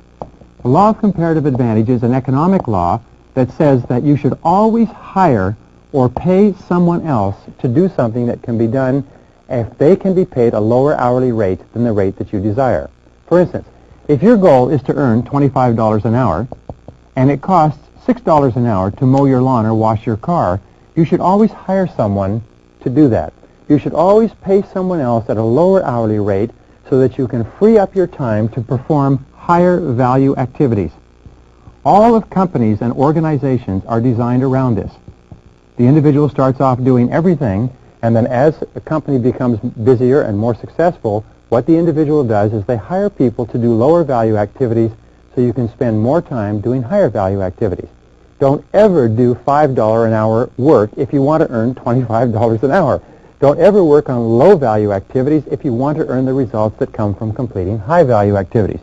Remember, time is the one irreplaceable, indispensable resource of accomplishment. Is that all accomplishment, all achievement requires time. And if you use it on something of low value, it's gone forever, it's perishable, and you don't have it to work on things that are really important to you. Number 11, remember that time management is a lifelong skill. It's a lifelong commitment. It's not something that you learn and that you put aside. Time management is a discipline, but it's like physical exercise. It's like eating. It's like sleeping. It's like hygiene, brushing your teeth. You have to work on it continuously. Every single day you have to get up and you have to think consciously about how you're going to manage your time, how you're going to use it today. Remember, time is life. So you have to think continually about how you're going to use your life more effectively. Number 12, lead by example. One of the characteristics of leaders is that leaders lead by example. Leaders have a tendency to look upon themselves and be aware of the impact that their activities and what they're doing is having on others. Leaders are aware that they are role models. So if you want to be an excellent time manager, one of the psychological techniques you can use, as we discussed right at the beginning, is to imagine that everyone is watching you. Imagine that you are setting the standard and that everybody's going to manage their time the way you manage yours. Ask yourself this question. What kind of a company would my company be if everybody in it managed their time just like me? What kind of a family would my family be if everybody used their time in it just like me? And always be asking yourself, as an example, would your world be a better or superior world if everybody did just what you did? The superior person thinks about this all the time. The inferior person puts this aside and refuses to deal with it. Now, the 13th key in developing a philosophy of time management is the importance of balance. The importance of balance, which means the importance of moderation. The Greeks said that moderation in all things is the key to a happy life. Moderation. Now, sometimes people say, well, I don't have time for my family. I don't have time to exercise. I don't have time for this and time for that. Whenever you find yourself getting out of sync with regard to balance, and especially when you feel that you don't have the time, is when you most need to stop and think. So here's the question to ask. What would I do if I only had 6 months to live? If you find yourself working too hard or not spending time in your relationships, not spending time with the people you care about and who care about you, then ask yourself, what would I do if I only had 6 months to live? And if what you would do is you'd spend more time with the important people in your life, the time to start spending that time is now. So what would you do if you had 6 months to live? You know, it's an old joke that doctors say is that they never met a businessman on his deathbed who said, boy, I wish I'd spent more time at the office. The fact of the matter is that balance and moderation in all things increases your productivity, increases your efficiency, and remember, the only reason you're working is so that you can enjoy the great things of life, which are your people, your relationships, the things that make you happy, and so on. Number 14, which brings us to that, is that relaxing, letting go, vacations are a wonderful use of time, is that you need to recuperate. You need to recharge your batteries. So one of the smartest things to do at the beginning of the year is plan all of your vacations in advance. Send them the money. Book the travel facilities and the hotel facilities. Book your vacations in advance and schedule your work around your vacations. Take 3-day weekends whenever possible. Take a week or 2 weeks off in the summer and the winter time, but learn to relax. Also, learn to exercise. Exercising is a valuable use of your time. The more you exercise, the healthier you are, the more energy you have, the more creative you are, and the more capable you are of doing better work when you work. Number 15, make sure that your goals and your values are congruent. Make sure that you're doing the things every day that you love to do. Make sure that you're doing things that you care about and that what you're doing every day makes you happy. Number 16, have regular health exams. Remember that your health is one of the most important parts of your life. Get regular dental checkups, get regular physical checkups. Number 17, eat lightly. Eat light lunches, eat light dinners. You'll have more energy, you'll be less drowsy, and you'll be more productive. Number 18, make a decision to live to be 80. This is perhaps the most important single part of a philosophy of time management, is that you make the decision that you're going to live to be 80 years old and that you organize all of the